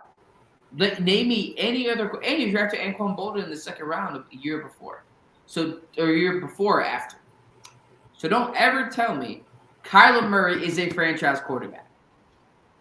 Kurt Warner is going to be the only guy from 2000 up until 2050 that's going to get the Arizona Cardinals to a Super Bowl.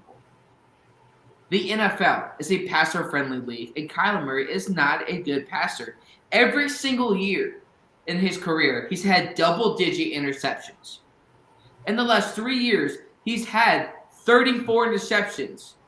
2019, 2020, 2021. Most of them come back when he started 6-2, and then you went 3-6. All these things, you were 3 to 4 games ahead of the Rams last year, and you had 10 picks.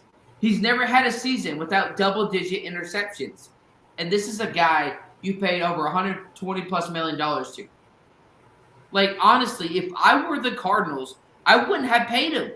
I get it. Oh, you have to. Think about it. He got drafted in 2019, correct? 19, 20. He still had 2 more years of his rookie contract. So you didn't have to. It's not like you're going to his 5th-year option and then you pay him.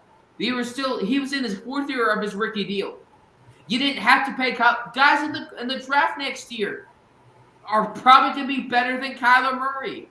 Like, I'm sorry, but this guy is going to drain you completely as a quarterback. I don't understand, my last point, James, what people see. But I give the Rams full credit for this win. But again, that elbow injury, I'm telling you, between week 12 and week 17, something may happen, and that could be really deadly. But congrats for LA on the win. And Matthew Stafford and the Los Angeles Rams, they had a baby, and his name is Kyler Murray because they own Kyler Murray in the playoffs, in the regular season. Like, it's like with Aaron Rodgers in Chicago. You own Arizona, and it's been that way for a while. I mean, go back to the Rams win the Super Bowl with guess who? Kurt Warner. So, honestly, man, I don't know what you go forward, but I agree with you. He's definitely sucking all the life out of this franchise. For whatever, he's sucking the life out of this franchise faster than the sweat is off of the Arizona Heat to Arizona. Okay, another NFC West opponent was hosting NFC South. Seattle was hosting Atlanta in the Battle of the Birds. Not many people watched it. But it was a pretty good scoring game. I mean, it was 20 to exchange field goals and a touchdown in the third late. But the Falcons win 27-23. Both teams are now 1-2. Mariota had 229 yards passing, 1 touchdown, 1 pick, and 3 sacks. Geno Smith, 325 yards, 2 touchdowns, 1 interception, and 2 sacks. Now, the big player of the game was Cordell Patterson. He had 17 rushes for 141 yards and 1 touchdown. Mariota also had a scamper for a touchdown. Rashard Penny, 14 carries and 66 yards rushing. Kyle Pitts, 5 receptions, 87 yards. Drake London from USC had 1 touchdown. Tyler Lockett had 76 yards receiving. Metcalf, 64. Remember, I was saying, John, that those two need to get more involved, and they sort of did. Metcalf had a touchdown. Disley did as well, but they needed more, did the Seahawks, to even defeat the Falcons. And I know the Falcons they came back in this game. They tried to blow it, but they didn't this time. So what did you think about the Falcons defeating the Seattle Seahawks? The only time I'll say the F word on the show is when we're saying Falcons. Falcons won. That's my – see, you need to You need to be like a toilet and flush that dirty mind out. But honestly, Fertilizer. I was just telling my parents about how I was doing the intro with like the cowboy hat, but so earlier today. Honestly, man, I think when you look at this game, I agree 100%. The receivers need to be targeted more, especially more downfield. Dick Metcalf had over 2,000 plus yards the past 2 seasons. I agree, he had to get paid, but the scenario wasn't great for him. Because who do you have at the quarterback position that can throw the ball deep? Like you don't. You have a guy that has bad tasting Brett music who has been relevant since 2011. And you have another guy who all he's been known for, seriously, is getting punts in the jaw. That's what he's most famous for. Like, if I'm being brutally honest. Even the year they went 8-8, and that was good. He still had like nearly 20 interceptions. That was awful.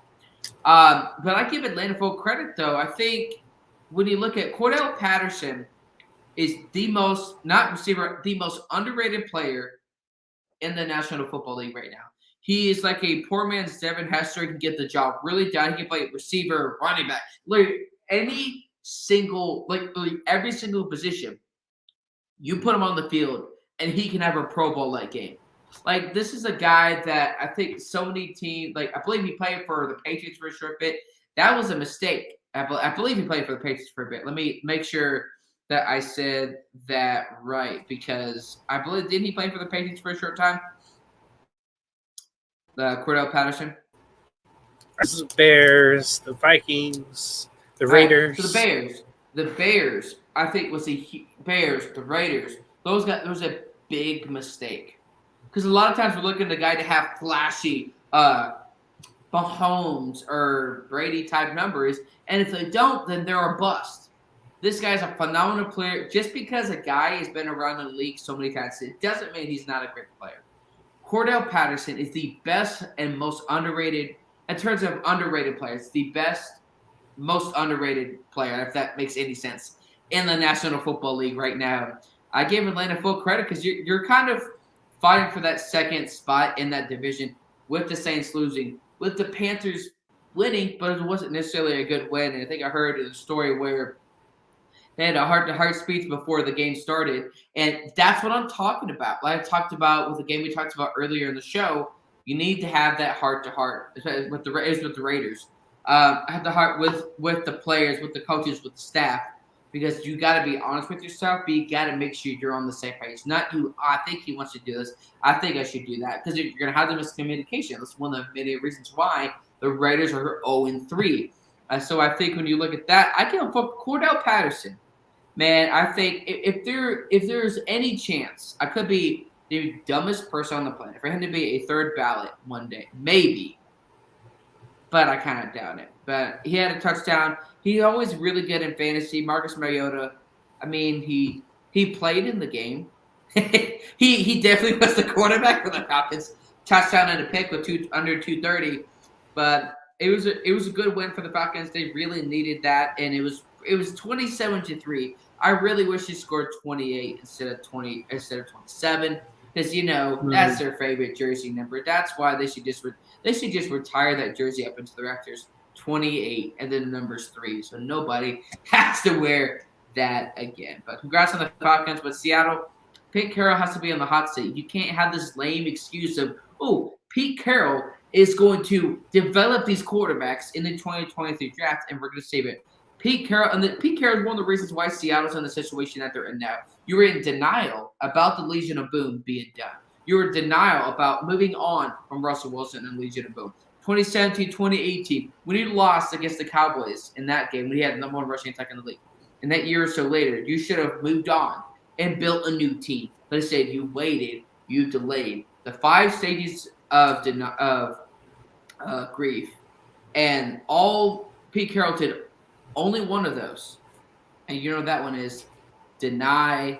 Congrats to the Falcons. Mariota, you did play in this game. That is correct.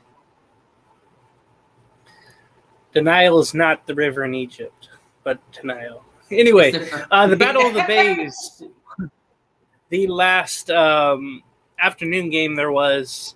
Both teams banged up wide receiver wise, although Mike Evans was suspended one game for his role in that little brouhaha with the Saints last week. Packers led 14-3 at half. Tampa Bay tried to come back, scored 9, 6 late, tried the 2-point conversion, but it was incomplete. Packers held on 14-12. Both teams are now 2-1. Rodgers did have 2 touchdowns. He threw for 255 yards, passing one interception. He was sacked once. Tom Brady with 271 yards, passing 1 touchdown. No picks. He was sacked 3 times. Aaron Jones and A.J. Dillon didn't do much on the ground. Neither did Leonard Fournette. That Packer defense swarmed them all game long. For the receivers that were there, Dubs, Romeo Dubs, he is a rookie out of Nevada. He was 4th round. He had the touchdown reception there, as well as Lazard late, or not late, but in the second quarter. Randall Cobb also did fairly well. Russell Gage, though, for the Buccaneers, he kind of came up clutch. He had a touchdown catch. But without Evans, without Godwin, that was going to be pretty tough to get over. Ryan Suckup had 2 clutch field goals, but in the end, the Green Bay defense did the job. Special teams, got to mention them because last year they were awful on special teams. They bring in Rich Bisaccia, which probably the Raiders should have kept him, but he wasn't a big enough name at head coach. He went over to be the special teams coach for Green Bay, and he's done wonders so far. They punted well. They down the ball well. We saw that on the Sunday night game, how important that is, field position. And it worked out for the Packers against the Bucs here. So what did you think about the Battle of the Bays, Brady against Rodgers? The Jumbotron guy is fired and is in the unemployment line. I don't know what he saw, but clearly he was sawing where they took the delay of game penalty once or twice on that drive, which automatically put it to the 7-yard line. He's going to throw it to Gage, and it would have been into overtime. This is what happens. I worked for the Rockets last year, and they were so strict, and rightfully so. It's in any media form, it's important to press the things at the exact right time. Focusing 100%, not being distracted. But whoever was working on the Jumbotron really pressed something they weren't supposed to, and Aaron Rodgers was like, okay, Matt LaFleur, hey, this is exactly the play they're going to run, and that's exactly what happened. Now, mind you, both teams played like – actually, I'll give Rodgers credit. 255, a quarterback rating, 103.9, 2 touchdowns in the pick. I'll give him credit for that. But this just shows you, before my last point, Mike Evans and his significance on this team. I talked about Mike Evans for years before Brady got there. I'll name one quarterback yet again, unless you're like truly research football fanatic. Who is one of those quarterbacks that Mike Evans had? I think he was a guy that started with a J. He was the guy for a short bit, went to Minnesota, came back. We know how great Mike Evans is. I believe if he was in this game, the Bucs would have won. Oh, yeah. But it's not about, poor the Bucs. Brady, this is where I'm going to be consistent with my criticism about players. I don't give a flying anything. If you're Thomas Brady or if you're Mahomes, you're destroying it. That's not throwing and destroying 2 tablets against the Saints. It's not passion. It's because you're a coward and acting like a child. So this one is because you have 7 Super Bowls, because you won a lot. You get a pass. No one gets a pass. There's no cutting in line. There's no Chinese shortcut where you go behind him and the other person cuts in front of you like it's in elementary school. There is no excuse. All right, Brady should have played this poor in this game. You're this quarterback who has 7 rings, and I'm not an apologetic I feel like it could be wrong for any player. I'm not going to give any guy any pass. There's really a reason to. Really to a tiny extent. Where I don't give Brady a pass. No, you scored 12 points. You beat the Saints, but you didn't play well. Like, you didn't deserve to win that game. You didn't play well against the Cowboys. You didn't deserve to win that game. So in the first 3 games, you're playing like horse manure. You're playing like it's like a I don't know how to say this, but I'm not going to because we're on air. But I give the Packers full credit. But again, regardless, this was a terrible game. But it goes back to the person on the jumbotron. When you're working in sports, when you're when you're working on things with game day, it's important to always know any half a second matters because you're live on TV. If they were paying attention to whoever that works on the jumbotron, who knows? The game could have gone into overtime. The Bucs would have been 3-0. We want to talk about what is Rodgers going to do? He has no one to throw to. But yet here we go. I can't say that's the sole reason why the Packers won. The Bucs, apparently half of the team was still sleeping in the Hamptons playing on the new Call of Duty open beta. But I give the Packers credit. You won. You paid attention to the jumbotron. And this sounds weird to say, right? Like, to a certain extent, because of the jumbotron, the Packers won. Not the sole reason why, but one of those runs because of the jumbotron. But again, man, I don't think we're going to see this kind of crazy info week the entire season. Not especially – this is like the lowest scoring week I have seen in a very long time. Only 3 teams had 30-plus points, which is odd to say. Only 3. Neither of them were Brady's team or Rodgers or Mahomes' team. And you would have thought. Weird to say. Exactly. Speaking of points not scored, the Sunday night game, and if you were lucky, you were doing something else with your life, unlike me. I was trying to take a nap, but I was listening, and thank God, Tom Grossi, Brandon Perner, Grossi, and those guys, they do a great job on YouTube. So I was watching their stream of how they were talking about the game over the NBC feed because I don't really care about those guys. I've heard Collinsworth for so many years and Tirico. Okay. I think it's very boring. It's very repetitive. I agree. And especially with the game like we had on Sunday night, you want to hear those comments coming in on a stream and all the things you can make fun of or laugh at. This had plenty in the game. So at halftime, it was 7-3. Denver ended up getting 2 on the safety. Jimmy Garofalo did his Dan Orlovsky impression and stepped out as he was throwing the ball. No awareness there. I mean, I guess you could blame it on he didn't have a full training camp. But that's like what Pop Warner stuff right there. San Francisco went on to add a field goal. Denver, though, being down 10-5, went on and scored a touchdown. Russell Wilson finally found a receiver open to score. They tried to make it 13-10 on a 2-point conversion, but couldn't. Jimmy G tried to come back, but he ended up throwing a pick. And by the whopping score of 11-10, the Rockies defeat the Giants in baseball.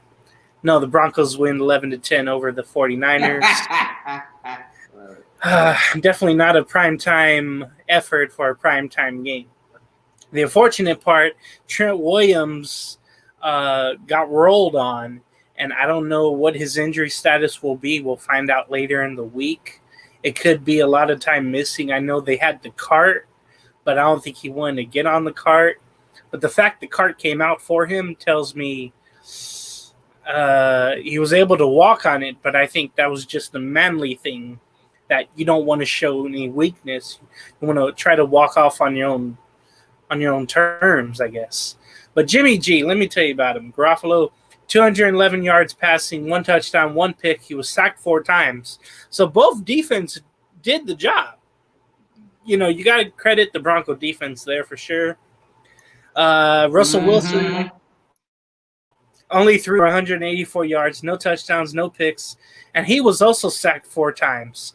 He was so hesitant to get out of the pocket and run for a first down. I mean, that was no problem in Seattle until about 3-4 years ago when he started to get sacked more because the offensive line was bad. But he wouldn't do the right thing and get the hell out of the pocket. There was so many times yesterday where he was overthinking and he could just ran for first downs, ran for some positive gain, ran outside, out of bounds, to get something at least, not just stand there, and just like bubble, hover around and get popped. No, go. Jeff Wilson had 75 yards rushing. Williams had 58 for the Broncos. Melvin Gordon had a touchdown rushing. That was the winning touchdown. So Russell Wilson didn't find anyone in the end zone. I think that was a knockaway early in the game. Deebo Samuel was 73 yards receiving. Brent Ayuk had the lone touchdown reception for the 49ers. Samuel only had 6 rushing yards there. Cortland Sutton had 8 receptions for 97 yards. Jerry Jeudy 2 for 17. I know he was banged up, but no receiving touchdowns for the Broncos. So, John, I know you didn't watch the game. I watched it towards the end of it. Yeah. You're the fortunate one. What did you think about not only the 49ers and Broncos, their just inability, if that's a word, to score, inability to score? And then what did you think about Garoppolo's performance? First, I'll say on the Broncos thing, you're paying Russell Wilson $245 million. For this crap, think about this. Okay, the Broncos have scored 33 points in the last 3 games. You're averaging almost 11 points a game for a guy that's there through the 2028 season. Ouch. I have never seen this much miscommunication. Now you want to use your time clock later in the game. Congrats. That's a genius idea. It's not like people are calling you a hack on Twitter.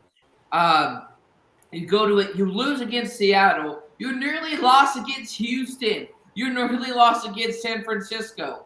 You're going to lose against the Raiders. Like, at some point, you just gotta look at it. Like, I get like this just earlier. It's not that, we're freaking out because it's the first 2 games. You're not playing well. I'm more critical of that to a certain extent because you paid the guy $245 million to do what? Let's truly look at Russell Wilson and his John, stats. one thing I noticed too real quick. Sure. He was so high on his passes. He was so inaccurate yesterday. That's not awful. Russell Wilson. Like, this is not a guy, he's not elite. Hey, if this doesn't prove it right, he's the 3rd or 4th best quarterback in the division. I don't know. I said this before the season. You can go check out that video. It's had 9,000 views on Facebook Reels, which my videos don't get that many views. But 340 yards the first game. Okay, empty calorie yards. You could say that. 219, 184. You have 2 touchdowns, 1 interception on the year. That's more critical, not because of anything, but because they paid you $245 million. And you can't even score a touchdown. Like, dude, I clocked out at work last night. I didn't even watch any of the games yesterday because I was working. But I clocked out. I put everything away. I'm headed out the door. I checked the game. Let's see how much time is left. Maybe I can watch a couple of minutes as I'm listening to as I'm headed home. And I did, obviously, as we'll see in a minute. And I look at it, I'm like, 10-5. Okay, no, let me refresh this and let me exit it and open the app. Because sometimes it lags because I haven't watched it and opened the app all day. I opened it and it still said 10-5. I want to make sure this wasn't like a rerun of an old game. Like, okay, Russell Wilson's the quarterback for the Broncos. Okay, this is the game they're playing the Niners. Okay, this is week 3. Sunday Night Football. Sunday Night Football is known for touchdowns. You couldn't even throw one? Russell Wilson's a fraud. He stole $245 million. And you're stuck with him till, what, March of 2029. That's insane. 7 years, you're stuck with Russell Wilson. Anything less than multiple Super Bowls is a fail.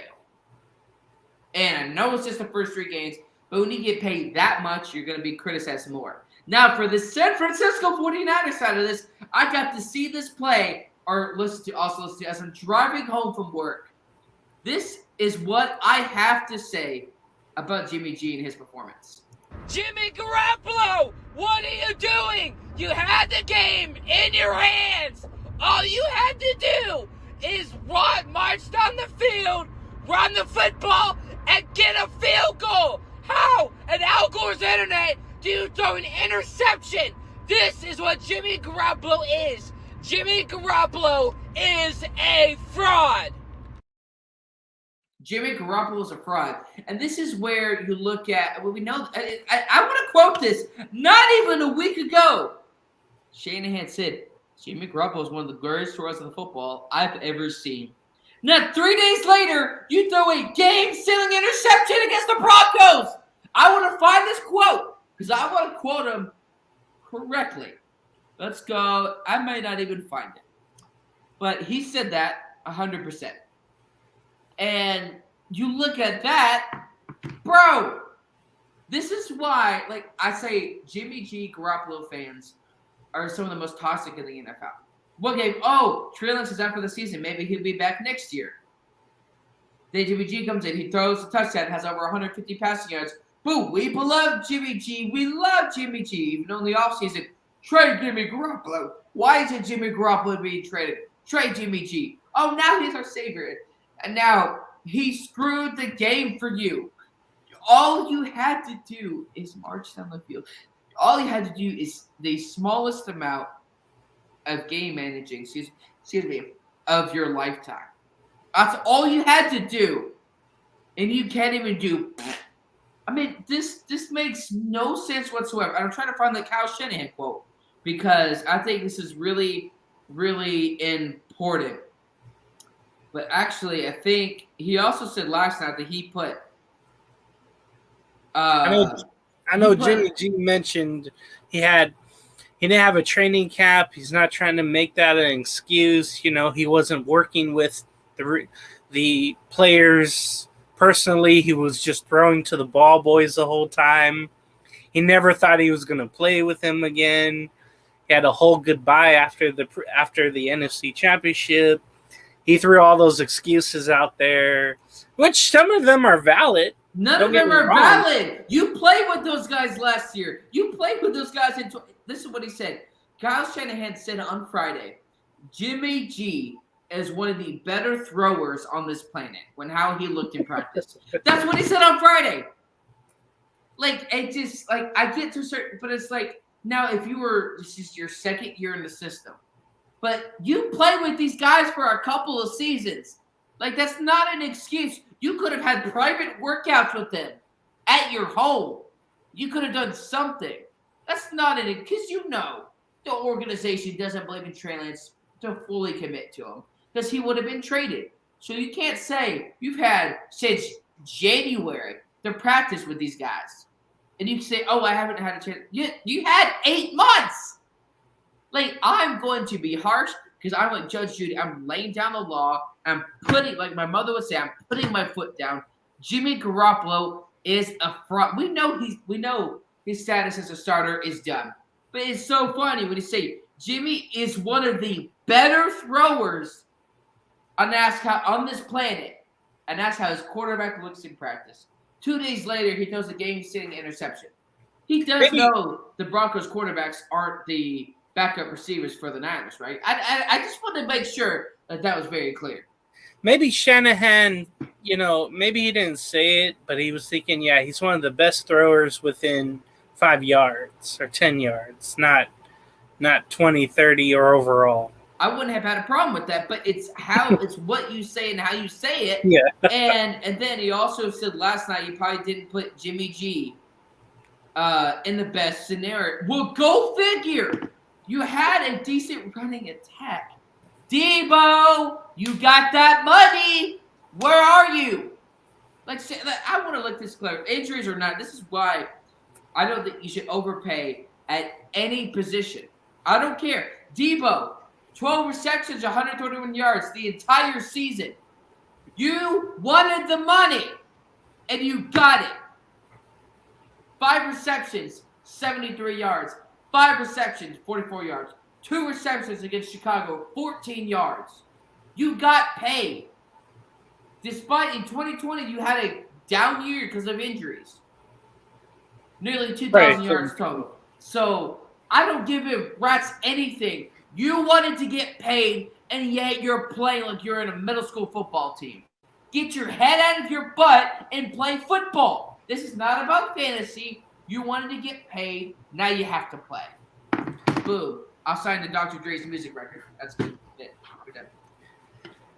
So, the last game of Week 3, Monday Night Football, you got Dallas at the Jets in New Jersey. Dallas 1-1 in third place in the East. The Giants are 2-0, second in the NFC East.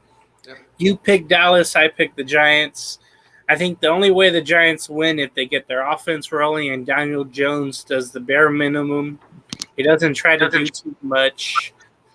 He just really doesn't try to throw the ball too often. He doesn't try to fumble and get sacked. I mean, there's times where he had wide open receivers last week against Carolina and he couldn't get the ball to him. Hopefully he reads those receivers better and reads the defenses better. It's going to be all on Saquon Barkley to do well. Sterling Shepard. The defense, though, has to do well. Somehow they have to get after Cooper Rush, limit Brown and CeeDee Lamb. We haven't really seen Cowboys' rushing game do well with Pollard and especially Elliott. That's going to be interesting to see. And then how many times Micah Parsons chases after Daniel Jones. If he gets 3 to 4 sacks, I think the Cowboys will win. And shout out, of course, to Christy Wilson and all the other Cowboy fans we know. I say the Giants win, but it's going to be an ugly game probably ugly in these standards. It'd probably be one of the best of this week. I'll probably go with 23-20 Giants. What do you think, John, about Dallas and the Giants tonight? The Cowboys, when there's a way, there's a will. When there's a way to lose, the Dallas Cowboys are going to find a way to lose a football game. I'm switching up. I'm picking Giants. Chrissy, I already you can take the gift basket back. Dallas Cowboys don't know how to win a football game. The thing is, the Dallas Cowboys don't have a starting franchise quarterback. That thing is, clearly, Jerry Jones has not been through the dare program. We don't give in to peer pressure. We paid Zeke. We paid Dak. And also, I forgot on the Niners thing, I had one more comment. Apparently, Halloween came early because Jimmy Garoppolo is dressing up and pretending to be an NFL quarterback. He does this every single week. I don't understand. The Dallas Cowboys, my man, I brought this just for this game. The Cowboys will find a way every single time to lose a football game. And that's what I don't get. How is there always a way and a will to lose a football game? How in anyone's green earth does that happen? The Dallas Cowboys are going to lose this football game. And when they lose this football game tonight, I will do a show afterwards. I will do a show. And if you want to join, you can. You don't have to. I will celebrate. I got my cigar right here. Because how about them Cowboys? How about them Cowboys when they lose against the New York Giants? Thank you. Now, the picks wise, I won 7 games. You won 9, so you're going to get the win this week as well.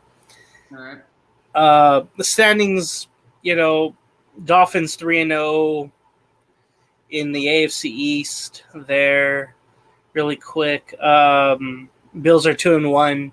Jets and Patriots are 1-2. The AFC West, Chiefs and Broncos are 2-1. Chargers 1-2. The Raiders, the lone winless team, 0-3. Browns and Ravens in the AFC North are 2-1. Steelers and Bengals 1-2. In the AFC South, Jacksonville 2-1. Colts are 1-1. Titans are 1-2. And then the Texans are 0-2-1. So the Colts are picket fences 1-1-1-1. The NFC East, Eagles 3-0. Giants 2-0. The Rams lead the West 2-1. Everyone else, Packers and Bears are all, and then the South, the Buccaneers are 2-1, and everybody else is 1-2. It just seems like a theme. Everybody's so close. Everybody's 1-2, whatever the case is. Now let's get to some news really quick. The NFL Pro Bowl is no longer, and rightfully so. You know, I haven't watched it in years. It just seemed like a glorified two-hand touch game, honestly, John. I couldn't understand it after a while, and nobody wanted to play it. Nobody felt like it was meaningful to. If you get hurt in a game like that, it was a total waste. I think players are more smarter about that, about themselves as well. But it's going to be replaced by a skills competition and a flag football game. Yay. The new event will be called the Pro Bowl Games. There on February 5th, there will be a flag football game at Allegiant Stadium where the Raiders play. If you recall, flag football is now going to be added to the 2028 Olympic Games in Los Angeles. What? Yay. That's stupid. Yeah. Flag football, yes. I can't believe that.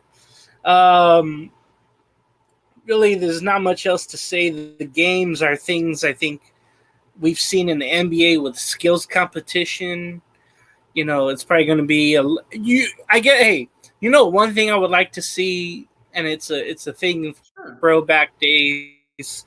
It's a throwback skills competition where they roll out and throw, and you try to hit a target. You know, I would love to see something like that. And have some incentives to play better. Oh, that too. But what do I haven't watched a Pro Bowl in years, and most of the time the Raiders had the special teams in the Pro Bowl. It was never any other, position players, let's just say. It was always the kick skill players, but I'm kind of happy with this because I think the NFL finally realized, well, it's not an event anymore that anybody wants to watch. There's people that go. I mean, we saw it had to be almost sold out in Las Vegas last year. I didn't watch, of course, but that game became meaningless years ago. I think finally the NFL, who never really makes the right decisions, pulled the plug finally on this and made the right one. So what do you think about the Pro Bowl finally ending? This is the dumbest thing you could ever do. And that's in my opinion, though. I think when you look at the Pro Bowl, there's no incentives. Like, have incentives for your team. Maybe not in terms of, like, draft picks, because that would be, like, kind of wouldn't necessarily feel like the Pro Bowl. Like, have some middle ground.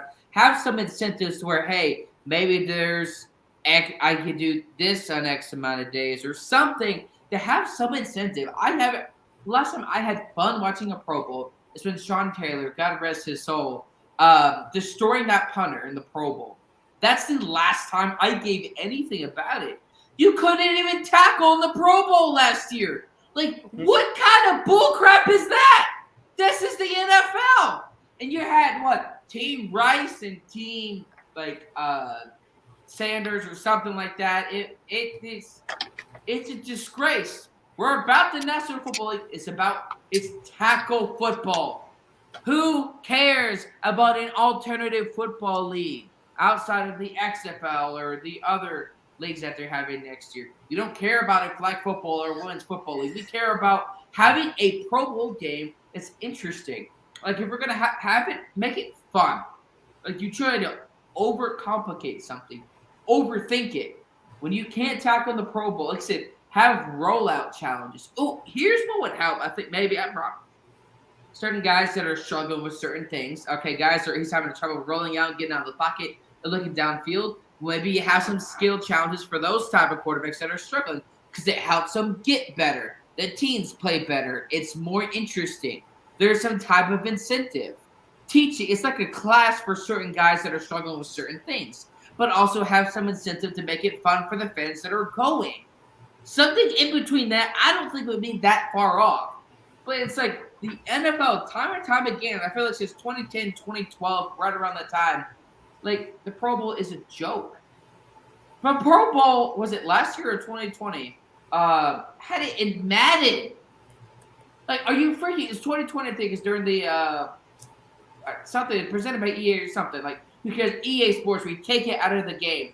That's what the NFL is doing with the Pro Bowl. I remember as a young kid when the Pro Bowl was fun. You actually cared about getting selected to the Pro Bowl. Nowadays, it's just like MTV, but football-wise. Like, it used to be about just playing music videos. Now it's everything else but the initial heart and soul of what it was supposed to be. Hence the Pro Bowl. Because you played well. Yes, Mac Jones got to the Pro Bowl. That's because a guy got injured. Not because he earned it. And when he got that touchdown, you saw on that play, it's like, guys, you can't tackle or anything.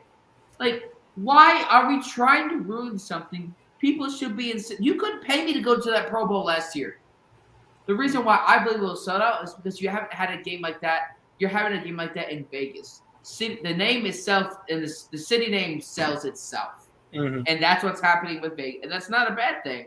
But I don't like it whatsoever because it's been 10 plus years of who cares? You're probably going to have it 1 year. You have a Super Bowl 1 year in Arizona. Like, have it in Hawaii like you happen all the time. It feels like a vacation. Have fun. Have some incentives. Let the fans enjoy their time, but have opportunities for other guys that are struggling to get better. So we don't have a team going 1-16, 2-15, a coach getting cut halfway through the season. Help the players get better, but also have some incentives for the fans so they can have a lot of fun. Have some in between of that. I just don't like it. I think it's absolutely ridiculous. But again, what do I know? I'm a security guard. Now, some other news. Terry Bradshaw, he is on the Fox Sunday pregame show of the NFL, Fox NFL Sunday. There we go. He made a statement. I don't know if it was before or after the game with the Saints game, but he basically warned Jameis Winston if he isn't careful and playing better, he'll have his job taken to Andy Dalton. Be careful, you might lose your job to Andy Dalton. And now Andy Dalton's one guy that's bounced around, and he's started for other teams not right away. It's just when somebody struggled or he struggled and he would get replaced. So Jameis Winston, you saw what he did yesterday. He put up numbers, but he also struggled. And it's just unfortunate because the Saints are in this bad state right now. They're still trying to get over Drew Brees retiring, trying to figure out their quarterback position. And they don't have many options after that. They need to go out and draft one next year. They need to trade up for one at least. I think a lot of teams have to anyway. For me, it felt like this was just Bradshaw stating the obvious of what I think. It was just Winston needs to play better. There's times where Michael Thomas needs to get the ball more. You pay all that money for him, get it in there. Jameis, though, he's known as a turnover maker, a turnover baker. And he makes all the flavors of turnovers, apple, cherry, whatever. you just know that he's going to struggle sometimes. And most of it is in games that they really need and in divisional games. But Terry Bradshaw, and again, all this is people on Twitter getting after him. I think it's a racial thing because Jameis Winston is black, Andy Dalton is white, and who made the comments was Terry Bradshaw. He's white as well. So I think you add that into the pot, and it's just a big old mess boiling over, basically. Hopefully it's not a big thing, but I almost called you Andy. You won't be replaced at all. Because you're redhead like him too. I think that's what I call you too. Hey, it's all good. Like it's all good and fun. I don't take it personally, but that's all redhead. Andy. I used to work with a group of kids, and they jokingly called me Ed Sheeran because I had like this. There you go, Ed. I was trying to be a beard, and the coworkers went on with it. And guess what they played on the way back from the picking up the kids? Some Ed Sheeran music. And they say, "Are you Ed Sheeran?" I was like, "If I was, I wouldn't be here, would I?" Hey, think about it. So, what do you think about Terry Bradshaw's comments to Jameis Winston? Grow up! Get out of your mom's basement! This is totally different than when Rob Parker got fired from ESPN for what he said about someone in 2012, 2013. This is why. Like, I feel like some of these people are made out of Charmin because they're so freaking soft. Like, he talked about his quarterback play. Like, this is why, time and time again, when we talk about guys like anybody, I don't care if you're white, black, orange, white, you have a seat at my table. That's not the point. When we're critical about players, we're talking about their quarterback play. And I feel like sometimes I have to say that. Not because I don't care if you try to or whatever. No, it's because I want you to be better. Nor did I ever make it personal. Which is why I lost respect for Skip Bayless because he made it personal. Criticizing Dak about talking about mental health. Made fun of Mike McCarthy because of his weight. Talked about his weight like that on live TV. He didn't get criticized whatsoever. So he's not wrong. I'm looking at what's in his stat. If it was before, even before or after the game, he's not wrong. Are you that soft? Like, literally, dude. 4 touchdowns to 5 interceptions on the season. Let's go break down the stats. Even for 858 yards in the first 2 games. He's averaging 286 yards. He's averaging 1.3 touchdowns and almost 2.5 interceptions per game. And he's earned to continue keeping his job? No. Are you freaking serious? Terry Bradshaw's 100% right. Because guess what? He's talking about his quarterback play. This is why when I say guys like Jalen Hurts, I'm talking about his quarterback play. I wish him nothing but the best. That's the same heart soul we see with Bradshaw. It's not like with Brett Favre where he was a scumbag. What he's done his whole career. Bradshaw, from what I've seen, seems like a really cool dude. I mean, look, he's giving away. I'm not sure how all that works. Like, you get some amount of his money per game if you sports betting. But this is why certain people shouldn't watch football. This has nothing to do with race. This has to do with his quarterback play. Jameis Winston, you had the game in the bag against Tampa Bay. And then you threw 2 to 3 interceptions. Nearly 2 interceptions back-to-back. 236 yards. You haven't had a game without you had 2 touchdowns, 1 pick the first week. You were down by 10 plus against another former Heisman Trophy winning quarterback in Marcus Mariota. You go to Tampa Bay. Your former defense, literally. You throw 3 picks. You go against the Panthers. You lose against the Panthers.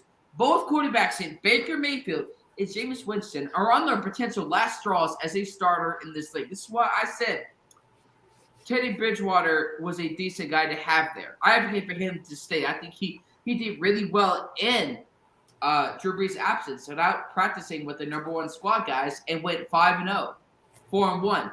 So Jimmy G, no excuse. I have no problem with what he said. He talked about just his quarterback play. Did he talk about his past? No. Did he talk about his quarterback play? Yes. That's the only thing how? That has nothing to do with race. Get up off your high horse. Like, he is 100% right on that. Like, you can there's nothing wrong. Yeah, you and I disagree, but it's not motivated by anything besides disagreement. That's it. And that's why, like, dude, you know how many guests I've had on that I've disagreed with almost 100%? But I have respect for what they've done for the game, and that's what we're going to talk about. But he's right. I think he knows a few things about being a winner in the National Football League. Like, got 4 rings.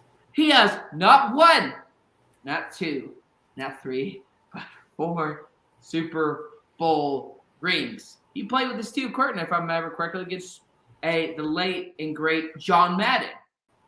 And definitely we'll talk about his career more and more way later on. But he's not wrong.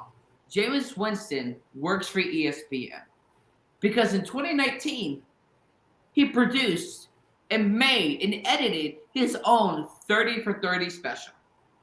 33 touchdowns to 30 interceptions.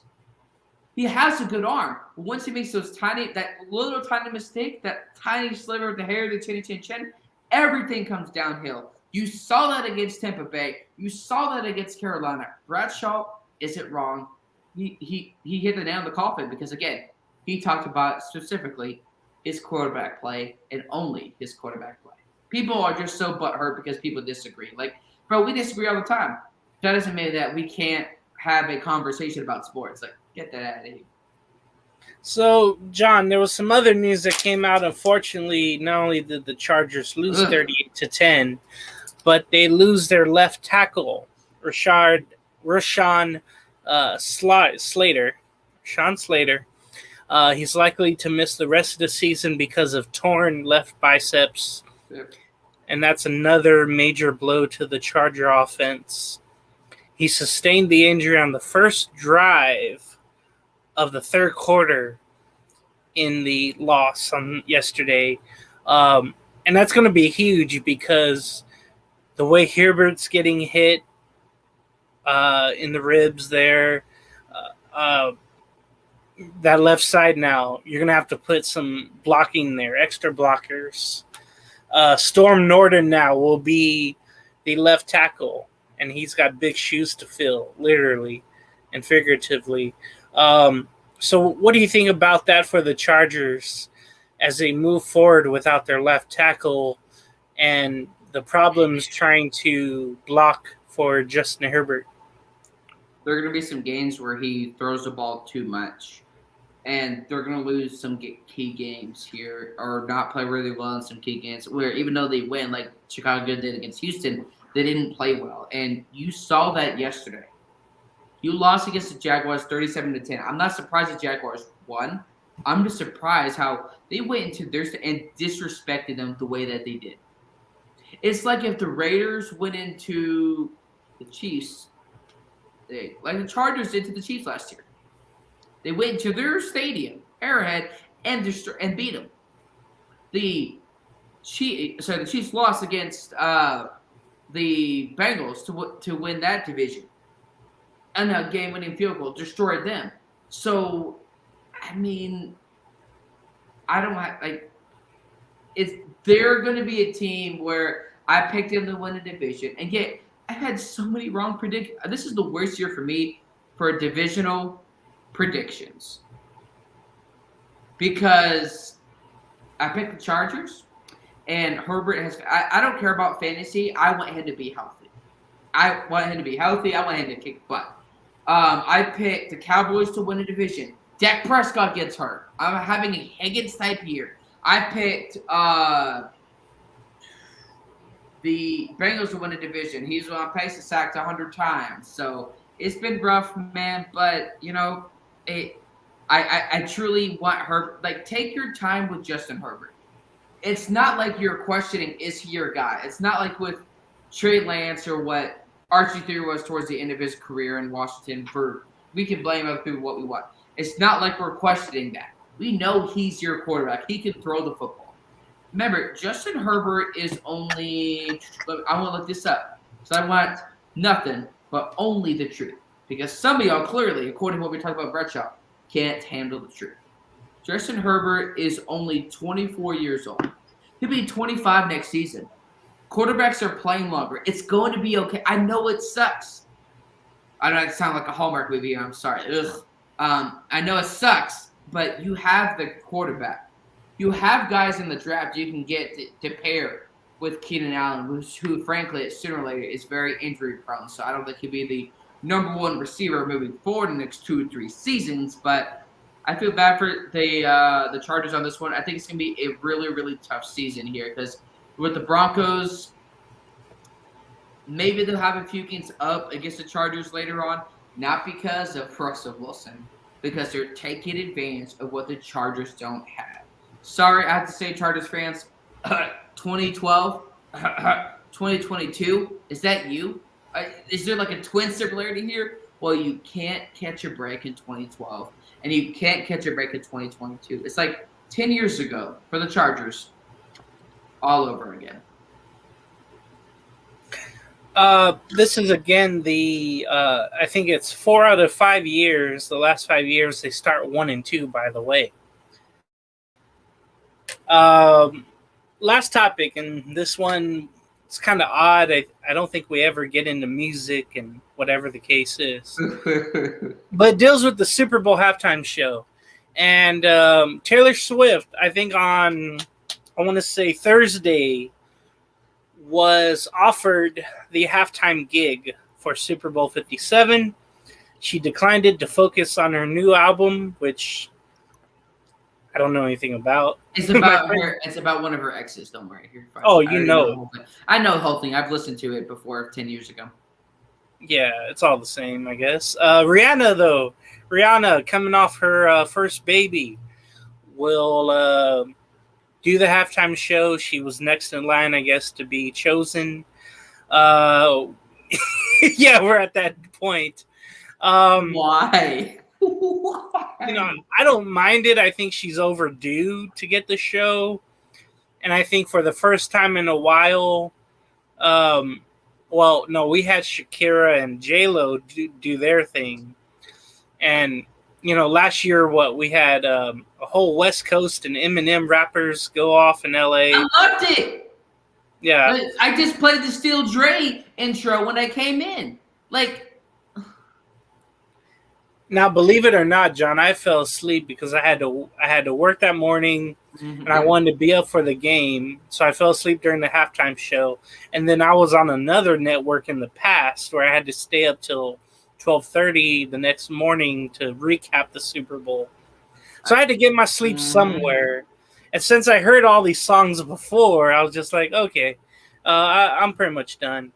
But with Rihanna doing the Super Bowl, I'm okay with it. I'm not going to watch. I usually go for a walk, I take a nap, or I, some bathroom break, or I go fix up something to eat for the second half.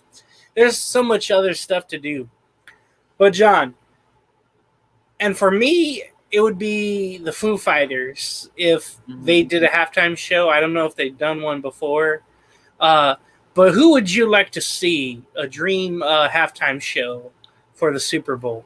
There's a few guys, but one already happened, and I wish I was alive then, is Michael Jackson. Yeah. Maybe I'm turning into an older soul, but I've started listening to some of his music more recently because I'm trying to expand some of my music. And it's really good, obviously. We know what Michael Jackson did in his music career. Obviously, towards the end, there's a lot of things there, but we're here to talk about the halftime show. Honestly, man, I want to walk off the set when I learned about Rihanna, because how do you go from Dr. Dre, 50 Cent, and no, we're not talking about the knockoff dollar store, where Eminem and those guys did really well from our childhood, and then you go to Rihanna. First of all, whoever reported that, I wasn't even fake news, because like you say, if he's focusing on it, then honestly, who reported it in the first place? That's kind of ridiculous. But if I had to pick, obviously Michael Jackson, because I wasn't alive back then, but apparently it was I saw they have it on YouTube, but it was really, really good. But if I had to pick one, honestly, I'm looking through my playlist here to see if I could find someone, but honestly, even if you did, for me, it's also just like the Pro Bowl, where I don't honestly care about the halftime show. Like I said, unless it was like a Michael Jackson or maybe that's pretty much it. I'm sorry, but like I know I'm barely from the '90s, but they're really I don't remember anything from the '90s, obviously, but that's the only one I can think of. So I'm looking at my music and some of what I used to listen to, but like honestly, man, I feel like the halftime show is just it's just there. It used to be really good, but it's just like the halftime show last year, man. I get it, bro. I was working at the school. You know what time I had to be up at almost 6 a.m. I understand about having to get up really early. That was rough. I didn't get much sleep that night. I had a boatload of caffeine. The kids weren't listening. I 100% understand on that part. I guess Michael Jackson, like that's to me what would have been really, really cool. And I'll rewatch. When the halftime show happens in February, because I think they pre-recorded like however many months in advance. I'm not sure how that works. I'll watch the Michael Jackson one at halftime instead of actually the actual live, because there really isn't a specific artist I can think of. Because I think they've ruined the culture of the halftime show to the point where I don't care. Like I hate to be that guy, that boomer. I genuinely do not care about the halftime show. But whoever does it with like the setup and stuff, y'all are awesome because that's super. I know they pre-recorded it. It's obviously not live, but it's cool how they do it. But I'd say I really don't care about the halftime show. Well, it's been a fun episode of Punt Off, the 6th episode, and I think it's time we close up shop. We'll check out Monday Night Football, and then we'll talk to you sometime during the week here. For me, great show as always. I wanted a Raider win to talk about and floss. You got your Bengal win, so I think you're good with that. I'm good. We beat the Jets. I'm all good, man. Despite UT blowing a lead in overtime, we beat. I saw that. Jets. USC almost blew it. USC almost blew it at Oregon State, but they came back and won. Some coaching up had to be done in order for a quarterback to do better. So at least I have that, I guess. Schedule will get tougher though for USC. So that's my final thought. I'm just happy with USC. I'm happy with the show. Happy to be with you again, John. And why don't you take us off and tell everybody to punt off? It was a good show. And shout out to Christy for coming in here right before the Monday Night Football. Hi, guys. You said you do like Rihanna. I mean, she makes some good music. I just think for me, it's like, it's not even necessarily her. I think it's just the halftime show just isn't, I guess, what it used to be. I feel like certain things like movies or shows, they're just not what they used to be in terms of the creativity or the writing. But all I gotta say to Christy Wilson, to James Gonzalez, to myself, John Alcorn, and to Jimmy G, you all can punt off, and we will see y'all very soon.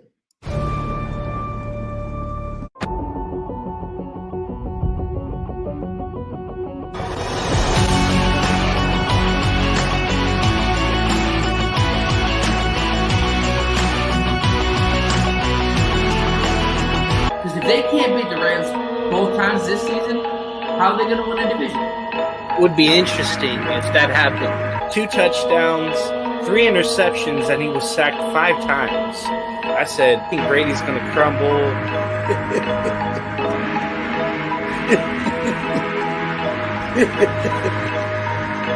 How about Thomas Brady, Edward Patrick Jr.?